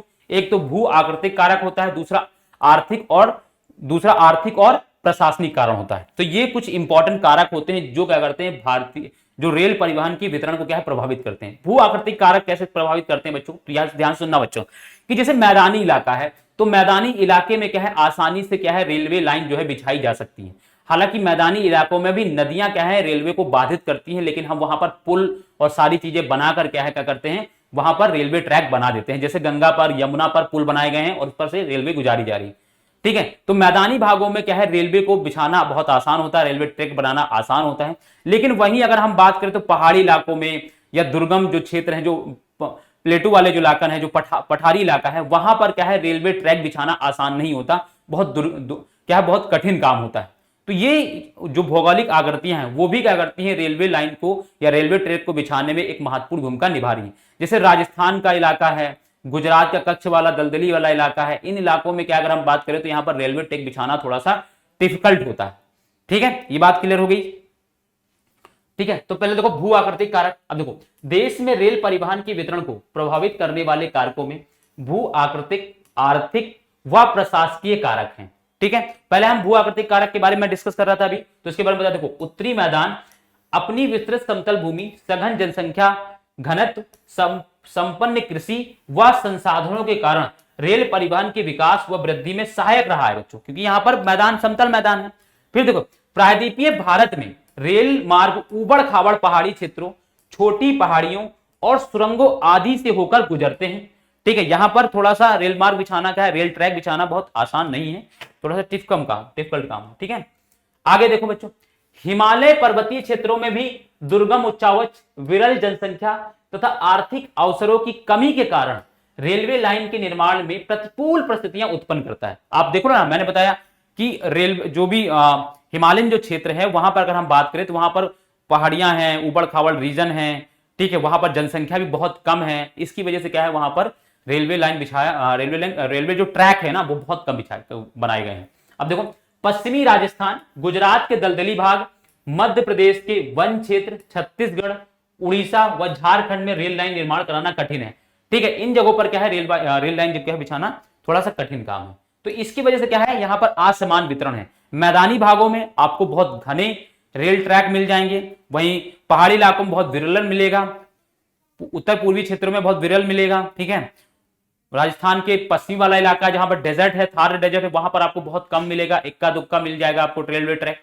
तो यहां पर क्या असमान वितरण, कहीं बहुत ज्यादा है, बहुत कहीं पर बहुत कम है। उसके कुछ कारण भी हैं, जनसंख्या की कमी होना, दुर्गम परिस्थितियां होना, ठीक है, भौगोलिक आकृतियां दुर्गम होना। तो इस वजह से क्या है, वहां पर हमें क्या दिखेगा, पूरे भारत में जो रेलवे ट्रैक है उनका वितरण क्या है, असमान है। ठीक है, अब देखो आर्थिक व प्रशासकीय कारक, देखो इसमें समझो बच्चों, सबसे पहले आर्थिक कारण, आर्थिक में देखो क्या है, और प्रशासकीय कारक में क्या है, देखो बहुत से यात्री बिना टिकट यात्रा करते हैं, ये भारत में बहुत बड़ी समस्या है। ठीक है, मतलब वो चढ़ जाएंगे टिकट रेल पर, ट्रेन पर, ठीक है, इसके बाद क्या होगा, जैसे ही टीटी आएगा तो बाथरूम के अंदर, ठीक है। तो बिना टिकट बड़ी समस्या हमारे यहां भारत में, एक सबसे बड़ी समस्या ये कि बहुत सारे लोग बिना टिकट, पता चला वो ले लिए जनरल का टिकट, वो घुस गए स्लीपर में, थर्ड एसी में, जब तक टीटी नहीं आ रहा तब तक मजे से बैठे हुए चले जा रहे हैं, जैसे टीटी आएगा निकल लेंगे। ठीक है, तो एक ये बड़ी समस्या है। दूसरा बच्चा चोरी की, देखो रेल की हानि, रेल संपत्ति की हानि तथा चोरी जैसी समस्या भी पूर्णतः समाप्त नहीं हुई। मतलब आप देखो चोरी का तो इतना बुरा हाल है कि जो बाथरूम में जो डब्बा लगा होता है ना, वो डब्बा ले आते थे लोग, निकाल ले आते थे, कहा जाता था कि ये सार्वजनिक संपत्ति है, रेलवे सार्वजनिक संपत्ति, आपकी अपनी संपत्ति है, तो अपनी संपत्ति समझ के लोग वहां से डब्बे और जो मग्घा है वो उठा ले। अब अगर आप रेलवे, आप जाओगे रेलवे में ना, ट्रेन में, तो वो डब्बे को क्या है, जंजीर से बांध दिया जाता है। मतलब चोरी का तो ये आलम था, मतलब सोचो वो मग्घा उठा ली कर जाते थे, चोरी कर ले जाते थे, तो ये आलम था। ठीक है, क्लियर बात। जंजीर खींचकर यात्री कहीं भी अनावश्यक रूप में इससे गाड़ी रोकते हैं, ये तो एक तो मेरे सामने हुआ था है ना, मतलब लोगों को जैसे मान लो ऐसा है कि मान लो उनका घर पहले पड़ रहा है और रेलवे स्टेशन थोड़ा सा 2 किलोमीटर आगे है, तो क्या करते हैं, गाड़ी की चेन खींच लेते हैं ट्रेन की और उतर के भाग जाएंगे। पुलिस वाले जब तक आएंगे तब तक गायब हो चुके हैं और ढूंढते, मान लो हालांकि वो दंडनीय अपराध होता है, इसमें आपको जुर्माना भरना पड़ेगा, लेकिन लोग डरते नहीं है, लोग पीछे से खींच के भाग लेंगे, निकल लेंगे। आप जब तक आप ढूंढोगे लोगों को ट्रेन वालों को लगता है इमरजेंसी है। अब इसका मतलब तो यही कि जब जंजीर, तो आपको चेन तभी खींचना है ना जब इमरजेंसी हो, वो अपने घर के चक्कर में खींच के पहले निकल लेते हैं। ठीक है, तो एक बड़ी समस्या ये भी है जिससे रेलवे को भारी हानि उठानी पड़ती है, तो ये काफी समस्याएं होती हैं। ठीक है, ये आर्थिक और प्रशासनिक कारण भी इसमें ये जिम्मेदार है। ठीक है बच्चों, आगे बढ़े।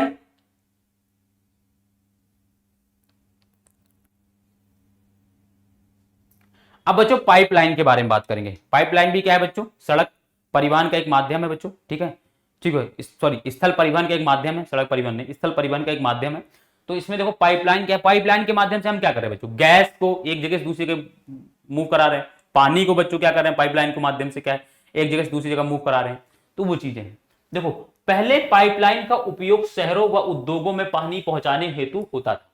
ठीक है, शहरों उद्योगों में पहले क्या होता था, पानी पहुंचाने हेतु होता था। अब क्या है बच्चों, आज इसका प्रयोग देखो कच्चा तेल, पेट्रोल उत्पाद तथा तेल से प्राप्त प्राकृतिक तथा गैस क्षेत्र से उपलब्ध गैस शोधनशालाओं, उर्वरक कारखानों व बड़े ताप विद्युत ग्रहों तक पहुंचाने में किया जाता है। तो आज ये क्या हो गया, बहुउद्देशीय तरीके से काम कर रहे हैं। तरीके से सिर्फ पहले जो है घरों तक क्या है पानी पहुंचाने के लिए यूज किया जा रहा था, आज इसके माध्यम से हम तेल, प्राकृतिक गैस, रासायनिक उर्वरक जो लिक्विड फॉर्म में, वो सारी चीजें हम क्या कर रहे हैं, एक जगह से दूसरी जगह पहुंचा रहे हैं। अब देखो ठोस पदार्थों को तरल अवस्था में परिवर्तित कर पाइपलाइनों द्वारा ले जाया जाता है। तो एक बड़ा परिवहन का क्या है बच्चों, एक ये साधन हो गया है। और ये सबसे बड़ा इसका फायदा ये है ना कि इसको हमें जमीन के अंदर करना होता, तो इसमें ज्यादा दिक्कतें नहीं आती। हालांकि इसकी लाइन को बिछाने में काफी समस्याएं आती हैं, ठीक है, काफी समय लगता है इसको, लेकिन एक बार अगर ये हो जाता है सही तरीके से, ये काफी लॉन्ग टर्म चलता है। इसमें एक बार का खर्चा है, हर बार इसको सड़क की तरह हर बार इसको खर्च नहीं करनी, इसमें खर्च नहीं करना पड़ता। लेकिन बच्चों हमने एक चीज देखी है कि पता नहीं कि क्योंकि हमें ऐसा लगता है कि हमारे देश में जो डिपार्टमेंट है उनमें ठीक तरीके का तालमेल नहीं है। जैसे मैं आपको बता दूं कि मेरे यहाँ मेरे घर के सामने एक रोड बनी, ठीक है, पहले रोड एकदम खराब पड़ी हुई थी, ठीक, फिर उसके बाद वो रोड बन गई। जैसे ही रोड बनी उसके 1 महीने बाद क्या है, लोग पाइप डालने वाले लोग आ गए। मतलब मुझे ये समझ में आया कि भाई आपको जब पाइप डालना ही था तो रोड बनने से पहले डाल दिए होते, आपको तालमेल बिठाना चाहिए था अपने डिपार्टमेंट से कि भाई पाइप डाल दीजिए वहां पर, फिर सड़कें बनानी चाहिए हमें। तो क्या हुआ, जैसे ही सड़क बनी नई नई, उसके 1 महीने बाद तुरंत पाइप डालने वाले लोग आ गए, अब पूरी सड़क फिर से खोद डाली। क्या मतलब निकला पैसा लगाने का, पूरा वेस्ट गया पैसा के लिए। तालमेल ना होने की वजह से ये समस्या हो जाती है। ठीक है, क्लियर बात, आगे बढ़े चलो। अब देखो सुदूर आंतरिक भागों में स्थित शोधनशालाएं जैसे बरौनी है, मथुरा है, ठीक है, पानीपत है तथा गैस पर आधारित उर्वरक कारखानों की स्थापना पाइपलाइनों के जाल के कारण ही संभव हो पाई है, नहीं तो नहीं हो पाती बच्चों। क्योंकि पाइपलाइन के माध्यम से क्या हम आसानी से गैस एक स्थान से दूसरी जगह पहुंचा सकते हैं। तो अब हम क्या कर सकते हैं, अब हम उद्योग वहां भी खोल सकते हैं जहां पर पहुंचना, गैस को पहुंचाना दुर्गम होता। ठीक है, अब देश में कुछ पाइपलाइन की बात देख लो। देश में पाइपलाइन परिवहन के 3 प्रमुख जाल हैं बच्चों। कौन कौन से हैं? एक तो असम के तेल क्षेत्र से गुवाहाटी, बरौनी व इलाहाबाद के रास्ते कानपुर तक है बच्चों, एक तो ये बना है। ठीक है, दूसरा गुजरात में सलाया से बीरमगांव, मथुरा, दिल्ली, सोनीपत के रास्ते पंजाब में जालंधर तक गया है बच्चों। ठीक है, फिर तीसरा है गैस पाइपलाइन गुजरात में हजीरा को, ठीक है, उत्तर प्रदेश में जगदीशपुर से मिलाती है बच्चों। तो इस तरीके से देख लो, ये एक कनेक्टिविटी बना दी इसने, मतलब असम से कानपुर यानी यूपी तक जा रही है। फिर गुजरात से बच्चों अगर हम बात करें तो मथुरा, दिल्ली होते हुए कहां बच्चों, पंजाब तक, पंजाब के जालंधर तक ये गैस पाइपलाइन पर बिछाई गई है। फिर गुजरात में सलाया से लेकर बच्चों अगर हम बात करें तो उत्तर में हजीरा, जगदीशपुर तक क्या बच्चों ये मिलाई। तो इस तरीके से क्या है, ये 3 बड़ी मुख्य पाइपलाइन है जो क्या कर रही है, देश में कनेक्टिविटी क्या है बना रही है। क्लियर बात? चलो इसका भी स्क्रीनशॉट लो फिर आगे बढ़े। अब पाइपलाइन परिवहन के लाभ क्या है बच्चों? देखो लाभ तो बहुत अच्छे हैं इसके। देखो यहां से पाइपलाइन द्वारा शहरों और उद्योगों में पानी पहुंचाने के साथ गैस, खनिज तेल को एक स्थान से दूसरे स्थान तक पहुंचाया जाता है। ये तो मैंने आपको बताया पहले। फिर देखो समय की बचत होती है, मैंने आपको बताया समय। दूसरी बात, इसको एक बार अगर आपने इसको अच्छे से बना दिया तो इस पर एक बार पैसा खर्च करने के बाद ये काफी लंबे समय तक चलता है। ठीक है, एक तो ये इसमें होती, देखो बीज की चोरी और बर्बादी को रोका जा सकता है। सही बात है। आप जैसे मान लो आपने क्या किया, ट्रक पे आप क्या है, आपने क्या किया, 1000 लीटर जो है आपने क्या किया, पेट्रोल को या पेट्रोलियम उत्पाद को क्या है आपने लोड करके भेजा। हो सकता है कि उसमें से लोग 100 लीटर क्या उसको पारी कर दें, तो उसमें क्या पता चलेगा, तो चोरी की जा सकती है। ठीक है, दूसरा समय भी लगता है, इसमें क्या है ये नहीं होता, समय की बर्बादी और चोरी क्या है बच जाती है। पाइपलाइन बिछाने की लागत अधिक है परंतु इसको चलाने की लागत कम है बच्चों। एक बार बन गए सड़क अंदर से, फिर क्या दिक्कत इसमें, थोड़ी बहुत कभी कभी बीच में से सफाई करती रहनी होगी।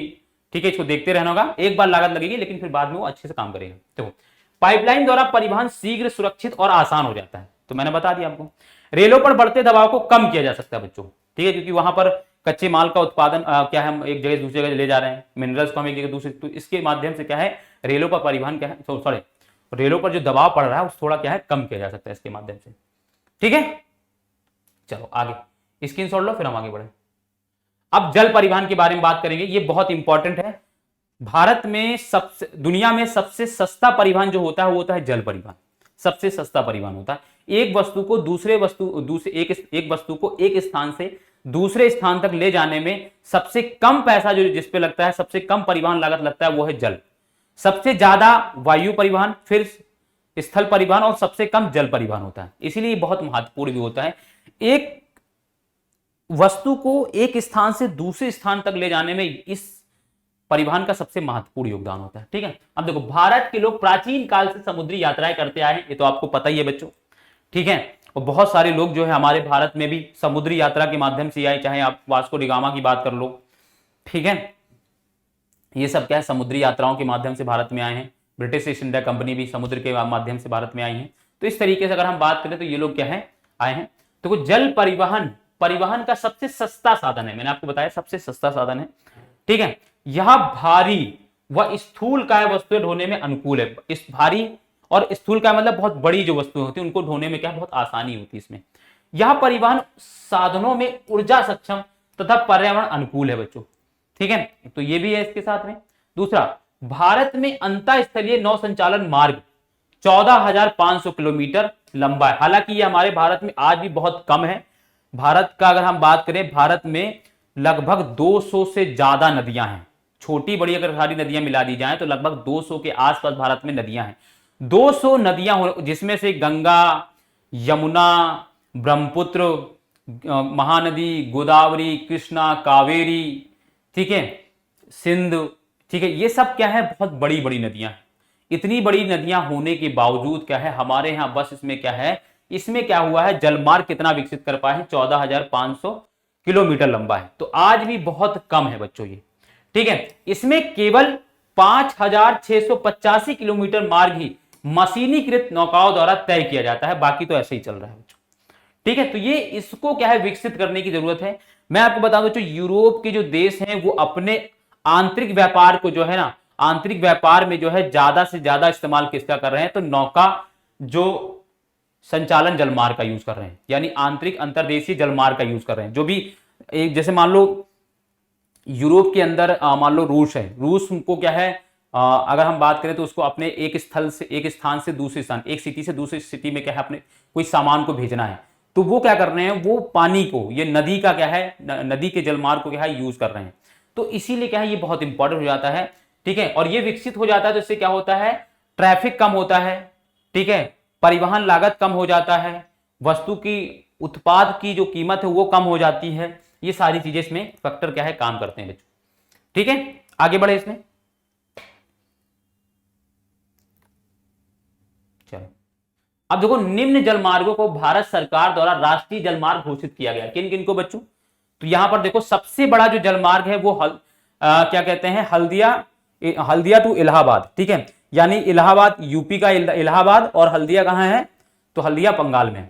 ठीक है, सॉरी असम, असम के क्या हल्दिया में क्या है बच्चों, ये विकसित किया गया है। ठीक है, तो देखो हल्दिया तथा इलाहाबाद के मध्य गंगा जलमार्ग जो 1620 किलोमीटर लंबा है, नौगम्य जलमार्ग संख्या 1 है बच्चों। ये का सबसे बड़ा है, ये देश का सबसे बड़ा जलमार्ग है। ठीक है, याद रखना, जो कहां से बच्चों, हल्दिया टू इलाहाबाद या इलाहाबाद टू हल्दिया। ठीक है, सदिया व धुबरी ये असम में है बच्चों, के मध्य 891 किलोमीटर लंबा ब्रह्मपुत्र नदी जलमार्ग है, जो नौकागम जलमार्ग संख्या 2 है बच्चों। ठीक है, केरल में पश्चिम तटीय नहर जिसमें कुट्टापुरम को कोल्लम तक 205 किलोमीटर जो एक लंबा है ये, और जलमार्ग संख्या कौन सा बच्चों, ये 3 है बच्चों।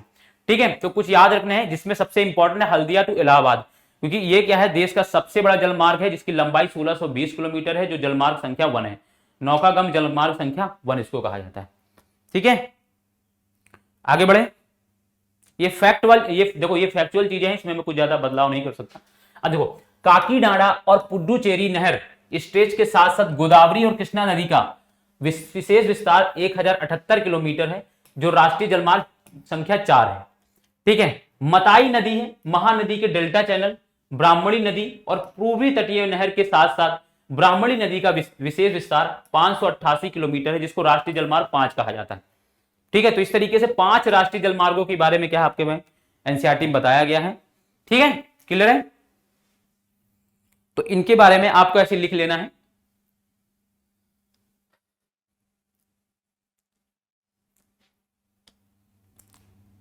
आगे बढ़ते हैं, चलो प्रमुख समुद्री पत्तन यानी बंदरगाह की बात करें। पत्तन का मतलब होता है बच्चों बंदरगाह, यानी इसको पोर्ट कहते हैं इंग्लिश में। ठीक है, पोर्ट का मतलब होता है बच्चों द्वार। ठीक है, ध्यान रखना, द्वार होता है, एक देश से दूसरे देश में जाने के लिए समुद्री मार्ग के माध्यम से हम क्या करते हैं, पोर्ट का इस्तेमाल करते हैं। इसलिए पोर्ट को क्या कहा जाता है, इंग्लिश हिंदी में द्वार कहा जाता है। ठीक है, तो पोर्ट बच्चों अगर हम बात करें तो हमारे भारत की जो तटीय रेखा है आप सभी जानते हो कितनी है, 7516 किलोमीटर है लगभग। ठीक है, 7516.5 किलोमीटर के आसपास है, लेकिन हम अगर हम मोटा मोटा कहें तो 7516 किलोमीटर के आसपास है। ठीक है, इतनी लंबी तट रेखा होने की वजह से क्या हमारे भारत में लगभग 12 प्रमुख बंदरगाह हैं, और 200 से ज्यादा, 200 या उससे ज्यादा क्या है, छोटे छोटे बंदरगाह हैं बच्चों। ठीक है, छोटे और मध्यम बंदरगाह है। अब ये बात है, तो जो 12 अभी तो हालांकि 13 हो चुके हैं, आपके एनसीईआरटी में 12 दिए गए हैं, तो जो 13 अभी 13 है बच्चों। ठीक है, जो 12 प्रमुख बंदरगाह आपके एनसीईआरटी के अकॉर्डिंग बात कर रहा हूं मैं, 12 बंदरगाह जो हैं जो बड़े 12 बंदरगाह, उनमें से कुछ बंदरगाहों के बारे में हमें पढ़ना है। मैं आपको बता दूं बच्चों, जो 12 प्रमुख बंदरगाह होते इनको जो है, ठीक है, इनको क्या है, जहाज रानी मंत्रालय हमारे भारत में एक होता है। जहाज रानी मंत्रालय क्या है, 12 प्रमुख बंदरगाहों का संचालन और देखरेख करता है। और जो 200 मध्यम और छोटे बंदरगाह होते इनको राज्य सरकार द्वारा संचालित और इनका देखरेख किया जाता है। ये बात याद रखना है कि जो 12 प्रमुख बंदरगाह हैं, या जिनमें अभी अगर हम बात करें नंबर 13 हो चुकी है, लेकिन एनसीईआरटी के अकॉर्डिंग 12 ही है। तो जो 12 प्रमुख बंदरगाह है, इनका संचालन, इनका देखरेख कौन कर रहा है, तो जो भारत की जो जहाज रानी मंत्रालय है वो देखती है। और जो 200 मध्यम व छोटे मंत्रालय है उनका देखरेख कौन करता है, तो उनको राज्य सरकार, जिस राज्य में वो होते हैं उस राज्य की सरकार क्या है, उसका क्या है, देखरेख और संचालन करती है। ठीक है, ये बात आपको ध्यान में रखनी होगी। ठीक है। अब देखो ये प्रमुख पत्तन जो भी 12 प्रमुख पत्तन है का 95% विदेशी व्यापार संचालित करते हैं। ठीक है। अब आपको बात देखना है भारत के प्रमुख पत्तन बच्चों, इनके बारे में हम डिस्कस करेंगे। पहला है बच्चों कांडला। कांडला जो बंदरगाह है वो गुजरात में है और ये इसका अभी जो नाम रख दिया गया पंडित दीनदयाल पत्तन। ठीक है, यानी दीनदयाल बंदरगाह भी कह सकते हो या पंडित दीनदयाल बंदरगाह भी इसको कहा जाता है, कांडला रख दिया गया। ये बच्चों क्या है, ये गुजरात में है और ये बच्चों देश की आजादी से पहले भी था और ये प्राचीन काल से ये बंदरगाह है, कांडला बंदरगाह। ठीक है, ये बहुत पुराना बंदरगाह है। ठीक है, और इसीलिए इसका जब आजाद हुआ, देश आजाद हुआ, तो देश आजाद होने के बाद इसका नाम बदल गया, इसका नाम पंडित दीनदयाल बंदरगाह रख दिया गया। और बच्चों क्योंकि ये गुजरात के तटीय इलाके पर है तो इसीलिए यहां पर क्या है, ये एक ज्वारीय बंदरगाह है, क्योंकि यहां पर लगातार ज्वार आते रहते हैं, इसलिए क्या है बच्चों, ये ज्वारीय बंदरगाह भी है। ठीक है, तो यहां पर देखो गुजरात में स्थित स्वतंत्रता के बाद विकसित पहला पत्तन यह एक ज्वारीय पत्तन है बच्चों। ठीक है, स्वतंत्रता के बाद विकसित नहीं, स्वतंत्रता के बाद विकसित नहीं हुआ बच्चों, ये स्वतंत्रता से पहले ही विकसित हो चुका था, लेकिन स्वतंत्रता के बाद इसका नाम बदल दिया। ठीक है बच्चों, ये इसमें लाइनिंग में थोड़ा गड़बड़ है कुछ। गुजरात में स्थित यह बंदरगाह, ठीक है, स्वतंत्रता, देखो ऐसे लिखना है, यह बंदरगाह गुजरात में स्थित है। ठीक है, जिसका नाम स्वतंत्रता के बाद बदलकर पंडित दीनदयाल पत्तन यह बंदरगाह रख दिया गया है। ठीक है, और जो एक ज्वारीय बंदरगाह है, ऐसे लाइन लिखना है, ये लाइन में थोड़ी सी इसमें क्या है, गड़बड़ी हो गई। ठीक है, मुंबई पत्तन की बात करेंगे बच्चों, महाराष्ट्र में स्थित है बच्चों, ये सबसे बड़ा पत्तन है बच्चों। ठीक है, ठीक है, महाराष्ट्र में स्थित सबसे बड़ा क्या है, ये बंदरगाह है बच्चों। ठीक है, अब देखो जवाहरलाल नेहरू पत्तन, अब देखो जवाहरलाल जो नेहरू पत्तन है, जो बंदरगाह है बच्चों, ये भी महाराष्ट्र में ही स्थित है। लेकिन इसको क्यों बनाया गया, इसको इसलिए बनाया गया क्योंकि जो मुंबई बंदरगाह था ना, उस पर दबाव बहुत पड़ता था, उस पर ट्रैफिक बहुत ज्यादा होता था, तो उसके ट्रैफिक को, उसके दबाव को कम करने के लिए बच्चों क्या है, पंडित जवाहरलाल नेहरू बंदरगाह बनाया गया है महाराष्ट्र में, उसी के पास में ये थोड़ी दूरी पर बनाया गया है ताकि उसके ट्रैफिक को, उसके दबाव को क्या है, कम किया जा सके। ठीक है, महाराष्ट्र में स्थित इसका विकास मुंबई पत्तन से हुआ है। ठीक है, यानी उसके प्रभाव से क्या है, या उसके दबाव को कम करने के लिए क्या है, इसका किया गया है। ठीक है, तो ये बात हो गई, आगे बढ़े चलो। मरमा गोवा पत्तन का है, देखो मरमा गोवा जो रीजन वो है वो गोवा में है बच्चों, तो ये जो पत्तन है बच्चों वो गोवा में है और गोवा में बहुत बड़ा पत्तन का है। यहां से क्या किया जाता है बच्चों, कोयला और लोहे का क्या है, निर्यात किया जाता है इस बंदरगाह से जापान को जैसे। ठीक है, अब जो गोवा में स्थित है, लौह अयस्क के 50% का निर्यात यहां से किया जाता है, जापान बच्चों, यहां से जापान में क्या किया जाता है बच्चों, कोयले का क्या है बच्चों, लोहा और कोयले का क्या किया जाता है, निर्यात किया जाता है। ठीक है, अब देखो न्यू मंगलोर रीजन कहां पे बच्चों, तो कर्नाटक में है। ठीक है, तो कर्नाटक में स्थित है, कुद्रेमुखी खान से लोह का निर्यात भी किया जाता है यहां पर भी। ठीक है, कोची पत्तन का ये कहां पर है बच्चों, तो ये तमिलनाडु में है बच्चों। ठीक है, लेगून के मुहाने पर स्थित प्राकृतिक पत्तन है ये बच्चों। ठीक है, प्राकृतिक क्या है बच्चों, पत्तन है ये। क्लियर बात ये, तो ये बात याद रखना है कि कुछ इंपॉर्टेंट क्या है, पत्तन के बाद हमने बात कर ली। अभी कुछ और के बारे में डिस्कस कर दूंगा, आगे और भी है। ठीक है, आगे देखो, नहीं है, चलो नहीं है तो कोई बात नहीं। जैसे अगर मैं बता दूं और पत्तन के बाद बता दूं, जैसे हुगली बंदरगाह है बच्चों, हुगली बंदरगाह जो है वो हुगली नदी पर है और कहां पर है, तो वो बंगाल में है। इसी तरीके से कोलकाता बंदरगाह है बच्चों, वो कहां पर है बच्चों, तो वो भी बंगाल में है। ठीक है, तो इस तरीके से कुछ क्या है, ये प्रमुख बंदरगाह है। आगे बढ़े,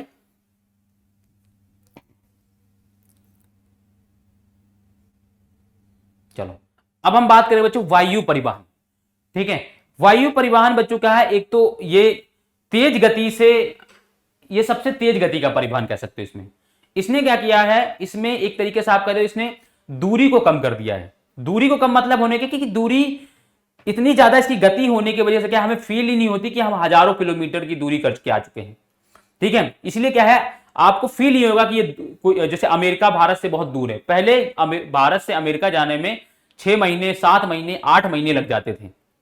अभी भारत से अमेरिका जाने के लिए आपको 24 घंटे, 48 घंटे मैक्सिमम लगे, पहुंच जाओगे, 48 घंटे में आप पहुंच जाओगे मैक्सिमम। तो इतनी स्पीड इसकी हो गई है। तो इसने क्या है, जो एक तरीके से कह लो कि एक पूरी दुनिया को एक गांव में बदल दिया है। इतनी कम गति आपको लगेगी, इतना लगेगा कि हम बहुत पास हैं। ठीक है, तो ये बात है। आज वायु परिवहन तीव्रता, आरामदायक व प्रतिष्ठित परिवहन का साधन है। इसके द्वारा अति दुर्गम स्थानों जैसे ऊंचे पर्वत, मरुस्थल, घने जंगल, व लंबे समुद्री रास्तों को सुगमता से पार किया जाता है, क्योंकि इन पे चलना ही नहीं है हमें, हम तो आसमान में चलेंगे, खाली आसमान का एटमॉस्फेयर, वायुमंडल का जो वो चीज है वो सही हो, बस आकाश सही हो, घने ना हो, बाकी तो आराम से चल देंगे हम लोग। सन 1953 में वायु परिवहन का राष्ट्रीयकरण किया गया बच्चों, ठीक है। राष्ट्रीयकरण का मतलब है कि देश की संपत्ति इसको घोषित कर दी गई, ठीक है। एयर इंडिया घरेलू और अंतरराष्ट्रीय वायु सेवाएं भी प्रदान करती है बच्चों, ठीक है। ये एक एग्जांपल दिया एयर इंडिया बच्चों। घरेलू मतलब मैंने बता दिया, घरेलू क्या है बच्चों, घरेलू का मतलब है कि देश के अंदर ही एक स्थान से दूसरे स्थान पर जाना, जैसे लखनऊ से दिल्ली जाना, दिल्ली से लखनऊ जाना, या लखनऊ से इंदौर जाना, इंदौर से लखनऊ आना, या दिल्ली से इंदौर जाना, ये घरेलू।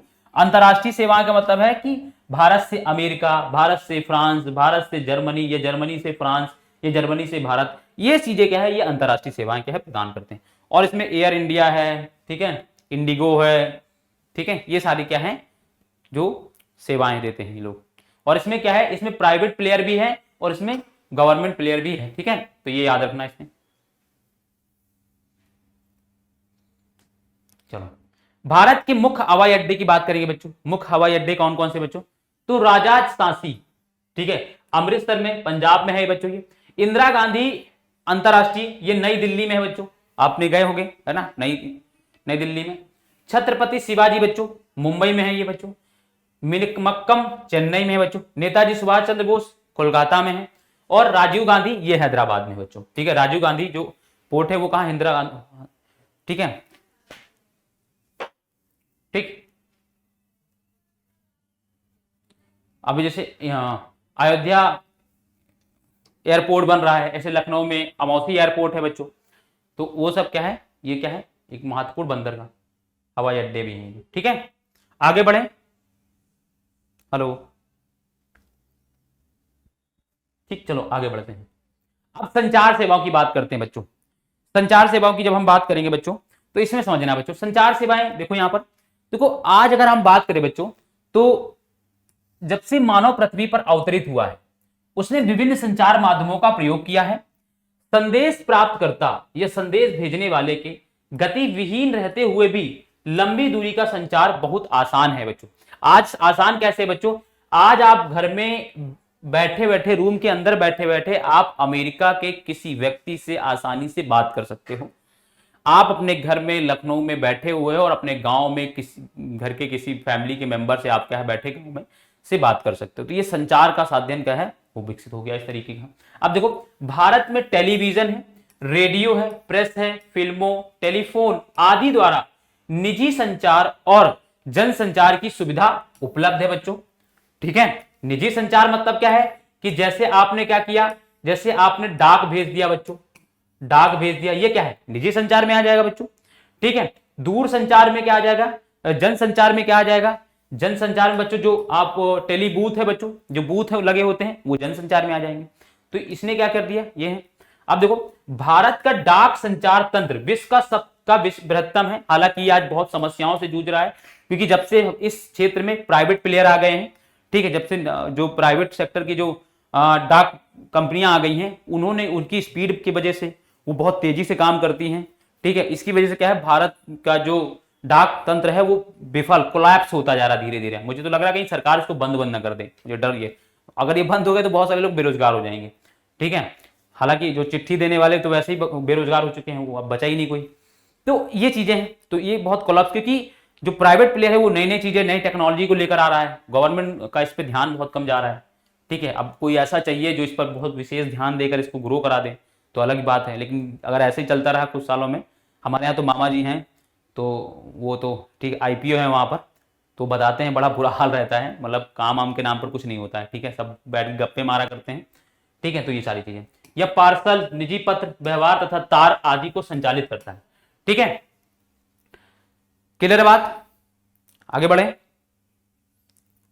पहले तो कई मूवियां ऐसी थी जो इसी डाकिये के ऊपर बनी थी, जैसे राजेश खन्ना पहले एक हीरो हुआ करते थे, ठीक है। उनकी ज्यादातर शुरुआत की मूवी इसीलिए हिट हुई क्योंकि वो डाकिया बने होते थे, डाकिया आया रहे क्या मेरा चिट्ठी लाया रहे, ऐसे गाना चलते थे पहले, है ना। तो अब लेकिन अब आपको डाकिया दिखेगा ही नहीं, ठीक है। पहले डाकिया की पूरी एक ड्रेस हुआ करती थी, वो डाकिया उसी ड्रेस में घूम हर एक जगह से। अब तो आपको पता नहीं लगेगा कौन डाकिया है, आपके घर में कोई आके देकर जाएगा, आप समझ ही नहीं पाओगे डाकिया की क्या है। तो सारी चीजें हैं। चलो, कार्ड व लिफाफा बंद चिट्ठी पहली श्रेणी की डाक समझी जाती है। डाक कार्ड मतलब कोई भी कार्ड आपने भेजा, लिफाफा बंद चिट्ठी, ठीक है, तो लिफाफा बंद चिट्ठी होती थी। तथा विभिन्न स्थानों पर वायुयान द्वारा पहुंचाए जाते हैं बच्चों, एक देश से दूसरी जगह जाते हैं आज भी ये, ठीक है। जैसे आप बहुत सारे पार्सल ऐसे होते हैं जो अमेरिका से भारत आ रहे हैं, तो वो कैसे आ रहे हैं बच्चों, वो डाक के द्वारा, ये बंद चिट्ठी में, या आप कोई सामान है तो वो वायुयान सेवाओं के माध्यम से क्या है भारत में लाए जा रहे हैं, ठीक है। तो ये बात समझ में आना चाहिए आपको। अब द्वितीय श्रेणी की डाक में रजिस्टर्ड पैकेट, किताबें, अखबार तथा मैगजीन क्या है बच्चों, शामिल है, ठीक है। तो ये याद रखना बच्चों, प्रथम श्रेणी में क्या आते हैं बच्चों, कार्ड और लिफाफाबंद चिट्ठी आती है, कार्ड और लिफाफाबंद चिट्ठी। दूसरे में क्या आती है बच्चों, रजिस्टर्ड होते हैं, और किताबें, अखबार, और क्या होती है, मैगजीन होती है। ये बातें याद रखना, ये बहुत इंपॉर्टेंट हो जाती है, ठीक है। ये जो है भारत के लिए डाक द्वारा पहुंचाए जाते हैं तथा इनके लिए स्थल व जल परिवहन का प्रयोग किया जाता है बच्चों। उसके लिए हम क्या कर रहे हैं, वायुयान द्वारा पहुंचाए जा रहे हैं एक जगह से दूसरी जगह, और ये क्या कर रहे हैं, इनके लिए हम कौन सा साधन का इस्तेमाल कर रहे हैं, स्थल और जल का इस्तेमाल कर रहे हैं, ठीक है। अब देखो, बड़े शहरों व नगरों में डाक संचार में शीघ्रता हेतु हाल ही में 6 डाक मार्ग बनाए गए हैं, ठीक है, 6 डाक मार्ग बनाए गए हैं, और इन्हें क्या कहा गया है, इन्हें राजधानी मार्ग, मेट्रो चैनल, ग्रीन चैनल, व्यापार चैनल, भारी चैनल तथा दस्तावेज चैनल के नाम से जाना जाता है इन मार्गों को, ठीक है। इन मार्गों को जो 6 मार्ग बनाए गए हैं, इनको अलग अलग नाम दिए गए हैं। ये जो मार्ग नाम है इसे आप समझोगे, ठीक है बच्चों, क्लियर है बात। ये तो 6 मार्ग बनाए गए हैं, इनको विकसित करने के लिए अब सरकार आगे इन बहुत सारी पहल कर रही है इसके लिए, ठीक है। चलो, इसका क्या करो, आप पहले स्क्रीनशॉट लो, फिर हम आगे बढ़े।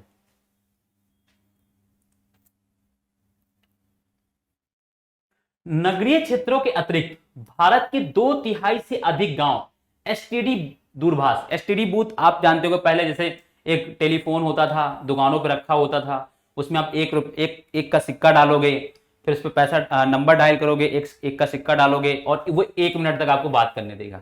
मैंने भी इसका यूज किया हुआ है, ठीक है। तो 1 रुपया, जब 1 मिनट तक बात हुई, जैसे 1 मिनट 59 सेकंड हो गए वैसे कट जाता था। तो या तो उससे पहले आपको एक का सिक्का और डालना होगा, तो आपकी बात कंटिन्यू रहेगी, और अगर आपने 1 मिनट से पहले अगर सिक्का नहीं डाला इसमें, तो बात डिसकंटिन्यू हो जाती थी।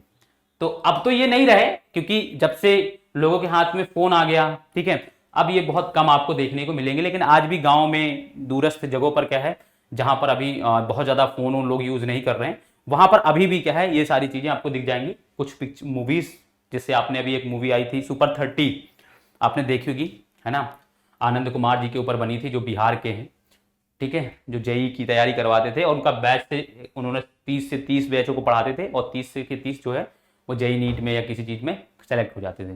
तो उनके ऊपर जो ऋतिक रोशन है, उन्होंने मूवी बनाई थी सुपर 30, उसमें आपने देखा होगा कि वो कई बार फोन आता है तो दौड़ दौड़ के जाते हैं, वही एसटीडी बूथ है ना। तो ये चीजें हैं। तो अब तो ये नहीं रहा, बहुत कम जगह पर आपको देखने को मिलेंगे, लेकिन पहले बहुत ज्यादा थी। मैंने भी इसका यूज किया है, मैं बता रहा हूँ, ठीक है। चलो, और ये कुछ अभी ऐसा तो नहीं है कि बहुत ज्यादा समय इनको इन चीजों को गायब हुआ है। गांव में अगर आप चले जाओ दूरस्थ जगह तो आज भी देखने को मिलेगा, लेकिन शहर के लोग इस चीज को अभी फील नहीं कर पा रहे होंगे।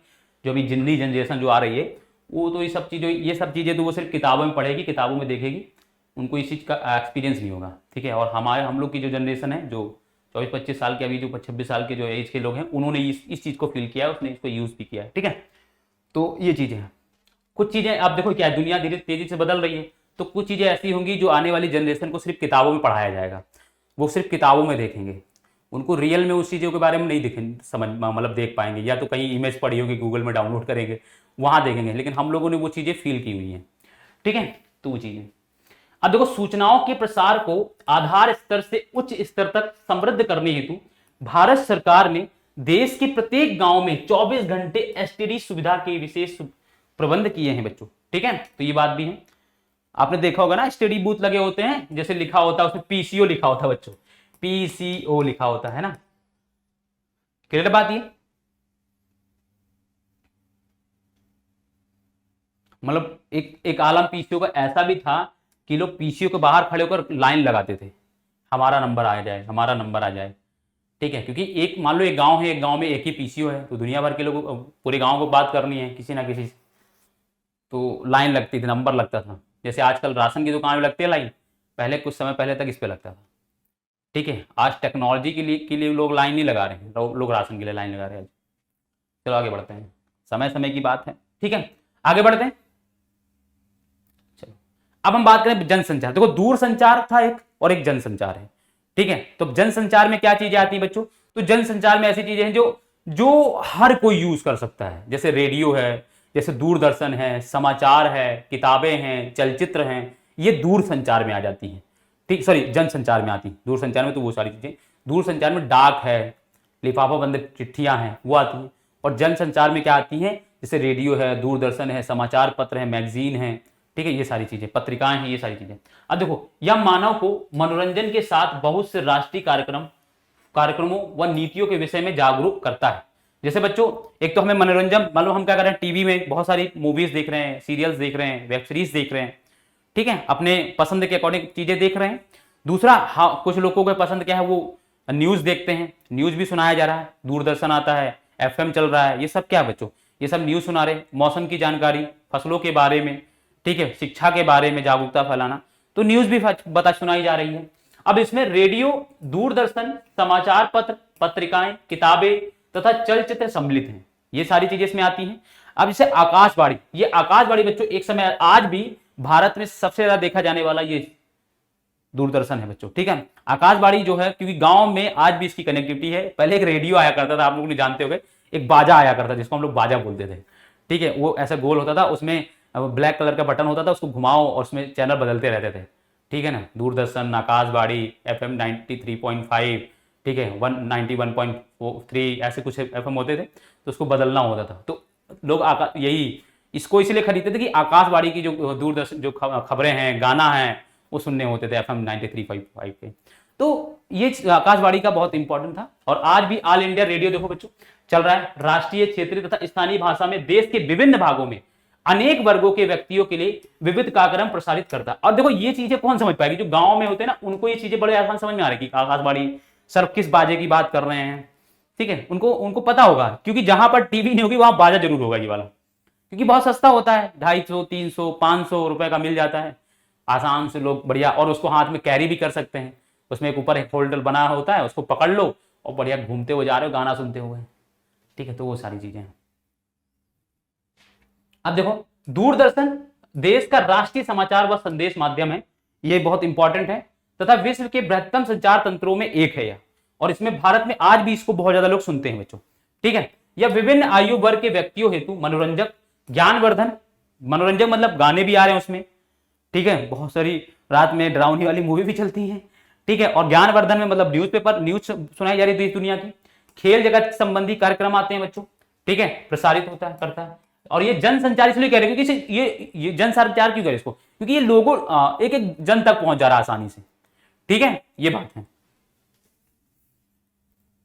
अब देखो भारत में वर्ष भर अनेक समाचार पत्र तथा समसामयिक पत्रिकाएं प्रकाशित की जाती हैं, आप सभी जानते हो। और अलग अलग न्यूज़पेपर, जैसे आप देखो ना, द हिंदू है, इंडियन एक्सप्रेस है, दैनिक जागरण है, जनसत्ता है, और ऐसे ही ना जाने कितने क्षेत्रीय जो है मैगजीन या न्यूज़पेपर चल रहे हैं, ठीक है, ये प्रकाशित किए जा रहे हैं।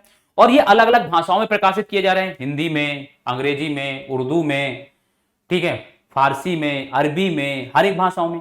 भारत में आज भी सबसे ज्यादा जो न्यूज़पेपर जो छापे जा रहे हैं, जो मैगजीन छापी जा रही हैं, उनमें सबसे ज्यादा कौन किस भाषा में? हिंदी भाषा में, दूसरा अंग्रेजी भाषा में, और तीसरा उर्दू भाषा में।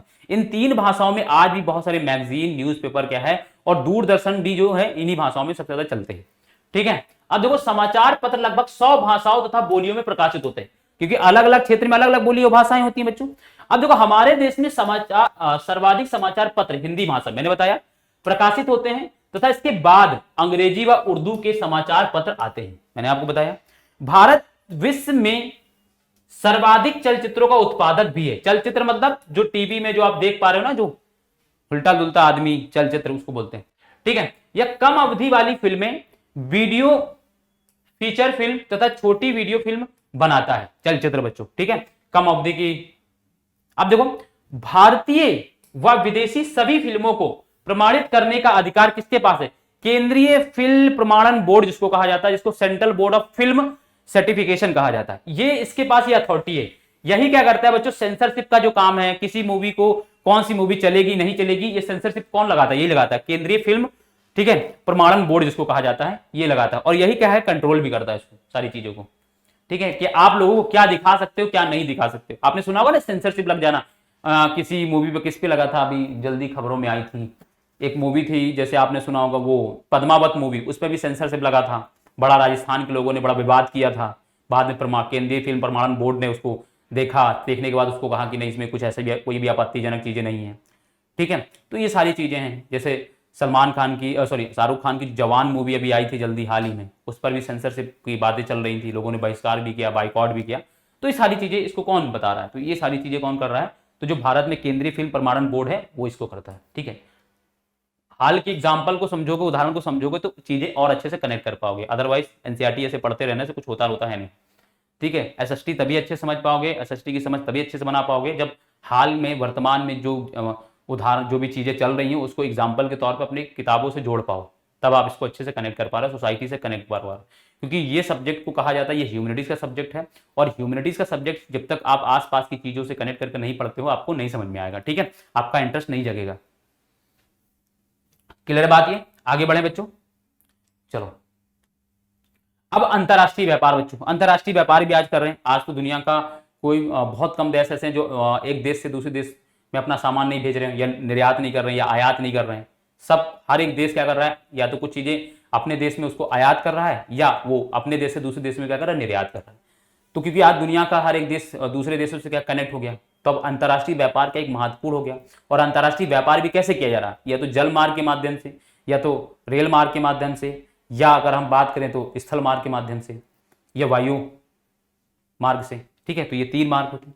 अब देखो, अब जब हम बात करें तो व्यापार का मतलब क्या होता है बच्चों, सबसे पहले तो व्यापार, देखो व्यापार का मतलब होता है राज्यों और देशों के बीच वस्तु एवं सेवाओं के आदान प्रदान को क्या कहते हैं बच्चों, व्यापार कहते हैं। क्या होता है बच्चों, राज्यों व देशों के बीच वस्तुओं एवं सेवाओं के आदान प्रदान को व्यापार कहते हैं, या क्या वो व्यापार कहलाता है, ठीक है। जब हम क्या कर रहे हैं, राज्यों व व्यक्तियों, राज्यों व देशों के बीच, मान लो एक राज्य से दूसरे राज्य में हम क्या कर रहे हैं, वस्तु का और सेवाओं का आदान प्रदान कर रहे हैं, तो भी व्यापार होगा। एक देश से हम दूसरे देश में क्या कर रहे हैं, वस्तु का आदान प्रदान कर रहे हैं, तो भी वो व्यापार होगा। जब हम एक देश से दूसरे जब हम एक राज्य से दूसरे राज्य में, या कह लो कि देश के अंदर ही एक जगह से दूसरी जगह हम क्या करें, वस्तुओं और सेवाओं का आदान प्रदान कर रहे हैं, तो उसको आंतरिक व्यापार कहा जाता है, उसको देशीय व्यापार कहा जाता है, ठीक है। लेकिन जब हम एक देश से दूसरे देश में क्या कर रहे हैं, एक देश में या एक देश से दूसरे देश में हम क्या करें, वस्तु एवं सेवाओं का जब हम क्या कर रहे हैं, आदान प्रदान कर रहे हैं, तो उसे हम अंतरराष्ट्रीय व्यापार कहते हैं। ध्यान समझना बच्चों, जब हम एक देश के अंदर ही एक राज्य से दूसरे राज्यों में वस्तु एवं सेवाओं का आदान प्रदान कर रहे हैं, तो उसे देशीय व्यापार कहते हैं, या अंतरराज्यीय व्यापार कहा जाता है, ठीक है। अंतरराज्यीय नहीं, देशीय व्यापार कहा जाता है, या ठीक है। और जब हम एक देश से दूसरे देश में वस्तुओं एवं सेवाओं का आदान प्रदान कर रहे हैं, तो उसे हम क्या कहते हैं बच्चों, अंतरराष्ट्रीय व्यापार कहते हैं, ठीक है। ये बात याद रखना। अब देखो, राज्यों व देशों में व्यक्तियों के बीच वस्तुओं का आदान प्रदान व्यापार कहलाता है। यहां वस्तु और सेवाएं दोनों आ जाएंगी, ठीक है, वस्तु ही सिर्फ नहीं है, वस्तु एवं सेवाएं बच्चों, सेवाओं का भी तो आजकल आदान प्रदान हो रहा है बच्चों। अमेरिका में लोग, अब भारत के लोग अमेरिका जा रहे कि नहीं जा रहे, कहलाता है। बाजार एक ऐसी जगह है जहां इसका विनिमय होता है, बाजार में ही तो विनिमय होता है बच्चों, ठीक है, सही बात है। दो, विनिमय का मतलब क्या होता है, आदान प्रदान, ठीक है। दो या दो से अधिक देशों के बीच वस्तुओं का आदान प्रदान क्या है बच्चों, अंतरराष्ट्रीय व्यापार कहलाता है, ठीक है। ये बात भी क्लियर है। यहां जो व्यापार है कैसे हो रहा है, समुद्री, हवाई, स्थलीय मार्गों द्वारा हो सकता है, तीनों ही मार्गों से कर सकते हैं हम, ठीक है। अब देखो, स्थानीय व्यापार शहरों, कस्बों व गांवों में होता है, और राज्य स्तरीय व्यापार 2 या अधिक राज्यों के मध्य होता है बच्चों। स्थानीय व्यापार क्या होगा बच्चों, एक राज्य के अंदर कोई जिला है, तो उस जिले के अंदर कस्बे हैं, गांव हैं, ये सारी चीजें हैं, उनके बीच में हो रहा है। दूसरा, या एक राज्य से दूसरे राज्यों के बीच में हो रहा है, इस तरीके से चल रहा है। क्लियर बात, ये आगे बढ़े, स्क्रीनशॉट लो, बहुत आसान है ये सारी चीज। अब देखो, एक देश के अंतरराष्ट्रीय व्यापार की प्रगति उसके आर्थिक वैभव का सूचक है, सही बात है। कैसे सूचक है, अगर किसी भी देश का व्यापार जो है उसके फेवर में है, यानी उसकी चीजें ज्यादा निर्यात हो रही हैं और वो आयात चीजें कम कर रहा है, ठीक है, तो फिर क्या होगा, व्यापार संतुलन क्या है, उसके पक्ष में है। मतलब समझ आ रही, यानी हम चीजों का ज्यादा निर्यात करें, हम ज्यादा बेचें और खरीदें कम, तो इससे क्या होगा, हमारे देश की आर्थिक प्रगति बढ़ेगी। लेकिन अगर हम आयात ज्यादा कर रहे हैं और निर्यात कम कर रहे हैं तो फिर क्या होगा, फिर हमें घाटा होगा, फिर हमारी आर्थिक प्रगति क्या है, कम होगी। ठीक है, तो यही कह रहा है, इसलिए इसे राष्ट्र का आर्थिक बैरोमीटर भी कहा जाता है। ठीक है, अंतरराष्ट्रीय व्यापार को क्या कहा जाता है बच्चों, आर्थिक बैरोमीटर भी कहा जाता है। ठीक है, ये याद रखना, आर्थिक बैरोमीटर किसे कहा जाता है, पूछा जाएगा। अब देखो व्यापार संतुलन क्या है बच्चों, व्यापार संतुलन यही है कि दो देशों के मध्य जब व्यापार हो रहा है तो उस व्यापार में जो अगर हम निर्यात ज्यादा कर रहे हैं और आयात कम कर रहे हैं तो उसमें क्या होगा, व्यापार संतुलन हमारे पक्ष में होगा, क्योंकि हम वस्तु को ज्यादा निर्यात कर रहे हैं, उससे हमें क्या है, फॉरेन रिजर्व या फॉरेन एक्सचेंज या विदेशी मुद्रा हमें प्राप्त हो रहा है और व्यापार हमारी चीजें बाहर ज्यादा बिक रही हैं, तो उसमें क्या है, हम फायदे में रहेंगे, और जिसमें हम फायदे में उसे हम क्या करेंगे, व्यापार संतुलन। और दूसरा सिचुएशन ये है कि हम जब देशों के साथ व्यापार कर रहे हैं तो उसमें हम क्या कर रहे हैं, वस्तुओं का आयात ज्यादा कर रहे हैं और निर्यात कम कर रहे हैं, तो इसमें क्या होगा, हम दूसरी चीजों को ज्यादा खरीद रहे हैं। जैसे आज हमारी चाइना से हम क्या कर रहे हैं, चाइना से हमारा व्यापार संतुलन नहीं है, हम व्यापार असंतुलन में है। क्यों, क्योंकि हम चाइना से वस्तु को ज्यादा खरीद रहे हैं और वहां बेच कम पा रहे हैं वहां पर, तो यहां पर हमारे चाइना के साथ हमारा व्यापार कैसे है, तो व्यापार असंतुलन में है। लेकिन कई देश ऐसे हैं जहां पर हम व्यापार संतुलन में भी हैं, जैसे दक्षिण पूर्व एशिया के जो देश हैं वहां हम चीजें बहुत ज्यादा बेच पा रहे हैं। ठीक है, हालांकि बहुत या हम गल्फ के जो देश हैं वहां पर हम चीजें बेच पा रहे हैं, यहां पर हम क्या है, व्यापार संतुलन में है, यानी हम ज्यादा चीजें बेच पा रहे हैं, निर्यात कर पा रहे हैं, आयात हम कर रहे हैं, कम कर रहे हैं उनसे। ठीक है, तो ये बात याद रखना। अब देखो, आयात व निर्यात का अंतर ही देश के व्यापार संतुलन को निर्यात करता है। आयात निर्यात का मतलब अंतर क्या है बच्चों, देखो समझो, जैसे हमने कितना निर्यात किया, ठीक है, और उसमें से हम आयात को माइनस कर दें, ठीक है, जो निकलेगा वो व्यापार संतुलन है। व्यापार संतुलन या असंतुलन होगा, व्यापार संतुलन या असंतुलन होगा, या क्या होगा, असंतुलन होगा। ठीक है, अगर हम क्या कर रहे हैं, अगर हम निर्यात ज्यादा कर रहे हैं और आयात कम कर रहे हैं तो इसमें यहां पर क्या होगा, व्यापार संतुलन, क्योंकि क्या होगा, प्लस में हो जाएंगे हम। और अगर हम आयात ज्यादा कर रहे हैं और निर्यात कम कर रहे हैं तो व्यापार क्या होगा, असंतुलन होगा, क्योंकि क्या होगा, हम यहां निगेटिव में आ जाएंगे। फिर ये बात होती, देखो यहां पर अगर निर्यात मूल्य आयात मूल्य से अधिक हो तो क्या कर रहा हूं, अगर निर्यात मूल्य आयात मूल्य से अधिक हो तो उसे अनुकूल व्यापार संतुलन कहते हैं। मतलब हम क्या कर रहे हैं, चीजों को बेच ज्यादा रहे हैं, खरीद कम रहे, तो ये होगा एकदम। दूसरा, इसके विपरीत निर्यात की उपेक्षा अधिक आयात असंतुलित कर रहा है, यानी हम क्या करें, ज्यादा चीजें खरीदें और निर्यात कम करें तो असंतुलित होगा। वही चीजें, फॉर्मूला याद रखो, निर्यात माइनस आयात इक्वल टू व्यापार संतुलन या असंतुलन। अगर पॉजिटिव में आ रहा है, निर्यात में से आयात घटा दो, और अगर पॉजिटिव में आ रहे हैं तो व्यापार संतुलन में है, और अगर माइनस में आ रहा है तो व्यापार असंतुलन में है। ठीक है, ये बात याद रखना, ये फॉर्मूला बहुत काम का है, आप इसको लिख भी सकते हो, बोर्ड में अगर लिख दोगे तो आपको नंबर बहुत अच्छा देगा एग्जामिनर। ठीक है, आगे बढ़े, चलो अब हम समझते हैं बच्चों पर्यटन एक व्यापार के रूप में। पर्यटन क्या है बच्चों, एक व्यापार के रूप में, इसको समझो बच्चों। आज बच्चों अगर हम बात करें तो भारत में कई क्षेत्र ऐसे हैं जो पर्यटन की दृष्टि से बहुत महत्वपूर्ण हैं, जिनके अगर हम विकास करते हैं तो वो बहुत ज्यादा लोगों को रोजगार प्रदान करेगा। क्योंकि भारत क्या है, एक धार्मिक देश भी है, जिसमें अगर हम बात करें तो हमारे यहाँ बहुत सारे मंदिर हैं, बहुत सारे विरासतीय जो महल हैं या विरासतीय जो चीजें हैं वो हैं, जैसे ताजमहल है, ठीक है, आगरा का, ठीक है, लाल किला है, और भी बहुत सारी चीजें हैं, कुतुब मीनार, ये सारी चीजें हैं। तो ये क्या है, ये एक बहुत बड़ा साधन है, आय का साधन भी है बच्चों। और अगर इनको हम, जो भी हमारे यहाँ का जो पर्यटन है, अगर हम उसको विकसित कर दें अच्छी तरीके से तो फिर क्या होगा, बहुत सारे लोगों को ये रोजगार भी प्रदान करेगा। हालांकि अभी भी बहुत सारे लोगों को रोजगार दे रहा है, लेकिन अगर हम इस पर और ज्यादा इन्वेस्टमेंट कर दें और ज्यादा इस पर निवेश कर दें तो फिर क्या होगा, ये इसका और अच्छा विकास हो जाएगा और ये बहुत सारे लोगों को क्या है, रोजगार देगा। जैसे गाइड लोग जो होते हैं वो उनको रोजगार ही तो मिल रहा है बच्चों, तो ये बहुत बड़ा साधन है बच्चों। देखो लगभग 1.5 लाख लोग पर्यटन व्यवसाय में लगे हुए हैं, 1.5 लाख लोग, अभी भी 1.5 लाख लोग लगे, लेकिन इससे भी ज्यादा लोग इसमें क्या है, लग सकते हैं। पर्यटन उद्योग राष्ट्रीय एकता को बढ़ावा देता है, वह स्थानीय हस्तकला व सांस्कृतिक उद्यमों का विकास करता है। कैसे राष्ट्रीय जो पर्यटन उद्योग है वो राष्ट्रीय एकता को, भाई दक्षिण का एक व्यक्ति, ध्यान समझना बच्चों, दक्षिण का एक व्यक्ति क्या कर रहा है, तमिलनाडु का एक व्यक्ति जा रहा है राम जी के दर्शन करने अयोध्या, राम जी के दर्शन करने जा रहा है बच्चों अयोध्या। तो बच्चों वो क्या हो रहा है, दक्षिण का व्यक्ति उत्तर से कनेक्ट हो रहा है कि नहीं हो रहा है, तो जुड़ रहा है कि नहीं बच्चा।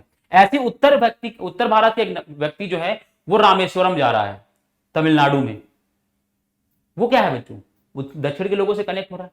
तो पर्यटक जो है ना, पर्यटन जो है वो क्या कर रहा है, राष्ट्रीय एकता को बढ़ावा दे रहा है। लोग मथुरा आ रहे हैं, साउथ के लोग मथुरा जा रहे हैं, ठीक है। तो ये आज मथुरा, वृंदावन, राम, अयोध्या का जो राम जी का मंदिर है ये क्या है बच्चों, ये ना कि देश की एकता को बढ़ा रहा, बाकी दुनिया के अलग अलग देशों के लोग भारत आ रहे हैं और उनसे भी हमारा क्या है तालमेल और उनसे हमारी कनेक्टिविटी बन रही है, ठीक है।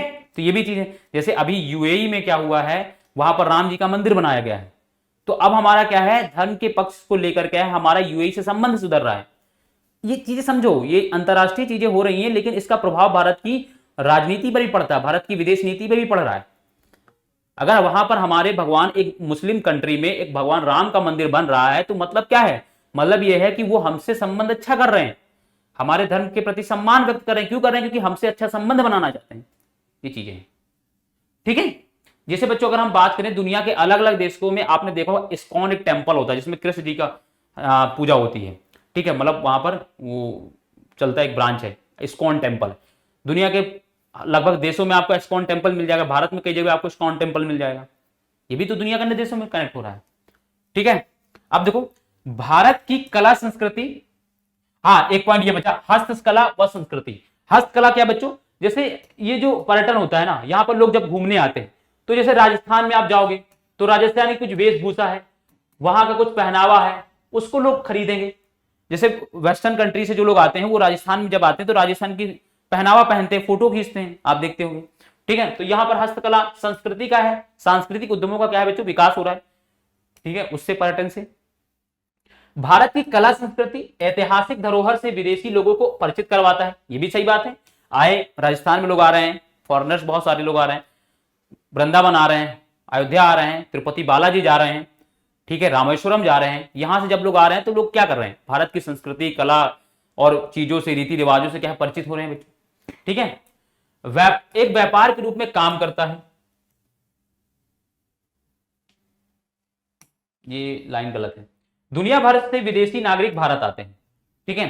तो ये सब चीजें क्या है बच्चों हो रही हैं, ठीक है। तो पर्यटन बच्चों ये महत्वपूर्ण है बच्चों, और अभी भी कहा जाता है कि अगर पर्यटन का अच्छी तरीके से विकास हो जाए तो लगभग 3 लाख लोगों को और रोजगार क्या है दे सकता है। 3 लाख लोगों को रोजगार देना मतलब बहुत बड़ी बात होती है बच्चों पर्यटन में, ठीक, अगर इसको सही तरीके से विकसित कर दिया जाए। और ये आमदनी के, किसी भी देश की आय का बहुत बड़ा साधन भी होता है, ठीक है, बहुत बड़ा साधन भी होता है। क्लियर है बात बच्चों, आगे बढ़ जाएं।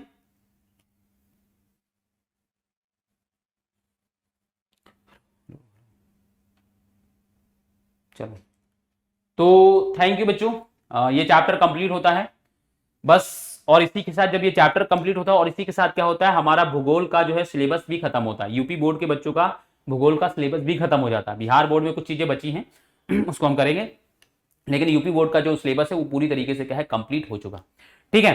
तो बच्चों अब आप लोगों की जिम्मेदारी ये बनती है कि आप लोग अच्छे से पढ़ाई करो, रिविजन करना शुरू कर दो। जितने भी चैप्टर मैंने आपको पढ़ा दिए हैं, ज्योग्राफी में, हिस्ट्री में, इकोनॉमी में, पॉलिटी में, उनको क्या है अब रिवाइज करना शुरू करो। एक बार तो आप लोग पढ़ ही चुके जो मेरे से लगातार पढ़ रहे हैं, अब उनको दोबारा रिवीजन करने में क्या है कि आप लोग 1.5x की स्पीड बढ़ाकर देखो, 1.5x कर दो स्पीड। सुनो सिर्फ उसको, नोट्स आपने बना लिए होंगे, जो ईमानदारी से पढ़ रहे थे बच्चे लगातार नोट्स बना लिए होंगे। अब आप क्या करो, सिर्फ क्लास को सुन लो, ध्यान से अच्छे से सुन लो और फिर उसका रिवीजन करो। स्पीड में सुनो और सुन लो और रिवीजन करो, बस रिवीजन के मूड पर अब आ जाओ। और ठीक है, और कमर कस लो बच्चों, ठीक है। तो जो चीज़ें आप चाहते हो कि मेरे इतने परसेंट आए और जो मैं 95% लेकर आ जाऊं, मैं टॉप कर जाऊं, तो उसके लिए क्या है आपको इस मेहनत की करनी पड़ेगी, आपको लगातार रिवीजन करने रहना। आप समय बना लो कि मुझे डेली इतने घंटे पढ़ने ही पढ़ने हैं। अब देखो एक चीज़ मैं आपको बता दूं, बच्चे गलती पता कहाँ करते हैं, जब वो टाइम टेबल बनाते हैं। मैं आपको बता रहा हूँ, टाइम टेबल कभी भी दुनिया में फॉलो नहीं होता, कोई नहीं कर पाता कोई टाइम टेबल। मैंने भी बनाया था एक समय, मैं मुश्किल से 2 दिन फॉलो नहीं कर पाया, क्योंकि भाई कल क्या होगा, कल कैसी परिस्थितियां हैं आप नहीं जानते। मान लो आपने आज टाइम टेबल बनाया, कल आपके घर में कोई फंक्शन हो गया, 1 महीने बाद कोई शादी होने लगी किसी की, अब आप उस टाइम टेबल को फॉलो करके दिखाओ, नहीं हो पाता। लेकिन आप ये जरूर कर सकते हो कि हमें दिन में 8 से 10 घंटे पढ़ने हैं, अब वो किसी भी टाइम पढ़ें, लेकिन दिन में पढ़ने हैं। अगर दोपहर में समय नहीं मिला तो शाम को पढ़ेंगे, शाम को समय नहीं मिल रहा तो सुबह पढ़ लेंगे, लेकिन हमें जितने घंटे हमने अपने पढ़ाई के लिए रखे, निश्चित किए हुए हैं, उतने हम पढ़ेंगे ही पढ़ेंगे, और वो हम पढ़कर सोएंगे। जब आप ऐसा करोगे तब हो पाएगा। लेकिन आप सोचो कि हम टाइम टेबल बना लें, सुबह 5 बजे उठेंगे, ये करेंगे, शाम दोपहर में ये करेंगे, दोपहर शाम को ये करेंगे, ये वो भाई मुश्किल से 1 हफ्ते फॉलो हो जाए, ये बहुत बड़ी बात होती है, किसी से भी नहीं फॉलो होता, क्योंकि समय चीजें आपके अकॉर्डिंग नहीं चलती हैं, आपको उनके अकॉर्डिंग चलना पड़ता है। ठीक है, तो उस वजह से क्या है, आप लोग बस ये बना लो कि हमें 8 घंटे पढ़ना है, 6 घंटे पढ़ना, अपनी कैपेसिटी के अकॉर्डिंग क्या है, और जितना बैठ कर पढ़ पा रहे हो ध्यान लगाकर उतनी देर पढ़ो। ठीक है, और जब भी समय मिले तब पढ़ो बस। ठीक है, तो जरूरत यही है कि आप अच्छे से पढ़ाई करो, बाकी चीजें जो है जो कुछ आप चाहते हो वो जरूर मिलेगा। एक बात कही जाती है कि रख हौसला वो मंजर भी आएगा, रख हौसला वो मंजर भी आएगा, प्यासे के पास चलकर समंदर भी आएगा, थक कर ना बैठ तू मंजिल के मुसाफिर, थक कर ना बैठ ए मंजिल के मुसाफिर, मंजिल भी मिलेगी और मिलने का मजा भी आएगा। तो बस थोड़ी सी मेहनत की जरूरत है, और मेहनत करोगे तो जरूर मिलेगी। ठीक है, तो चलो बच्चों, इसी के साथ हम क्लास को खत्म करते हैं और मिलते हैं अगली क्लास में। तब तक के लिए अपना ध्यान रखो और अच्छे से पढ़ाई करते रहो। जुड़ने के लिए थैंक यू, नमस्कार, जय हिंद।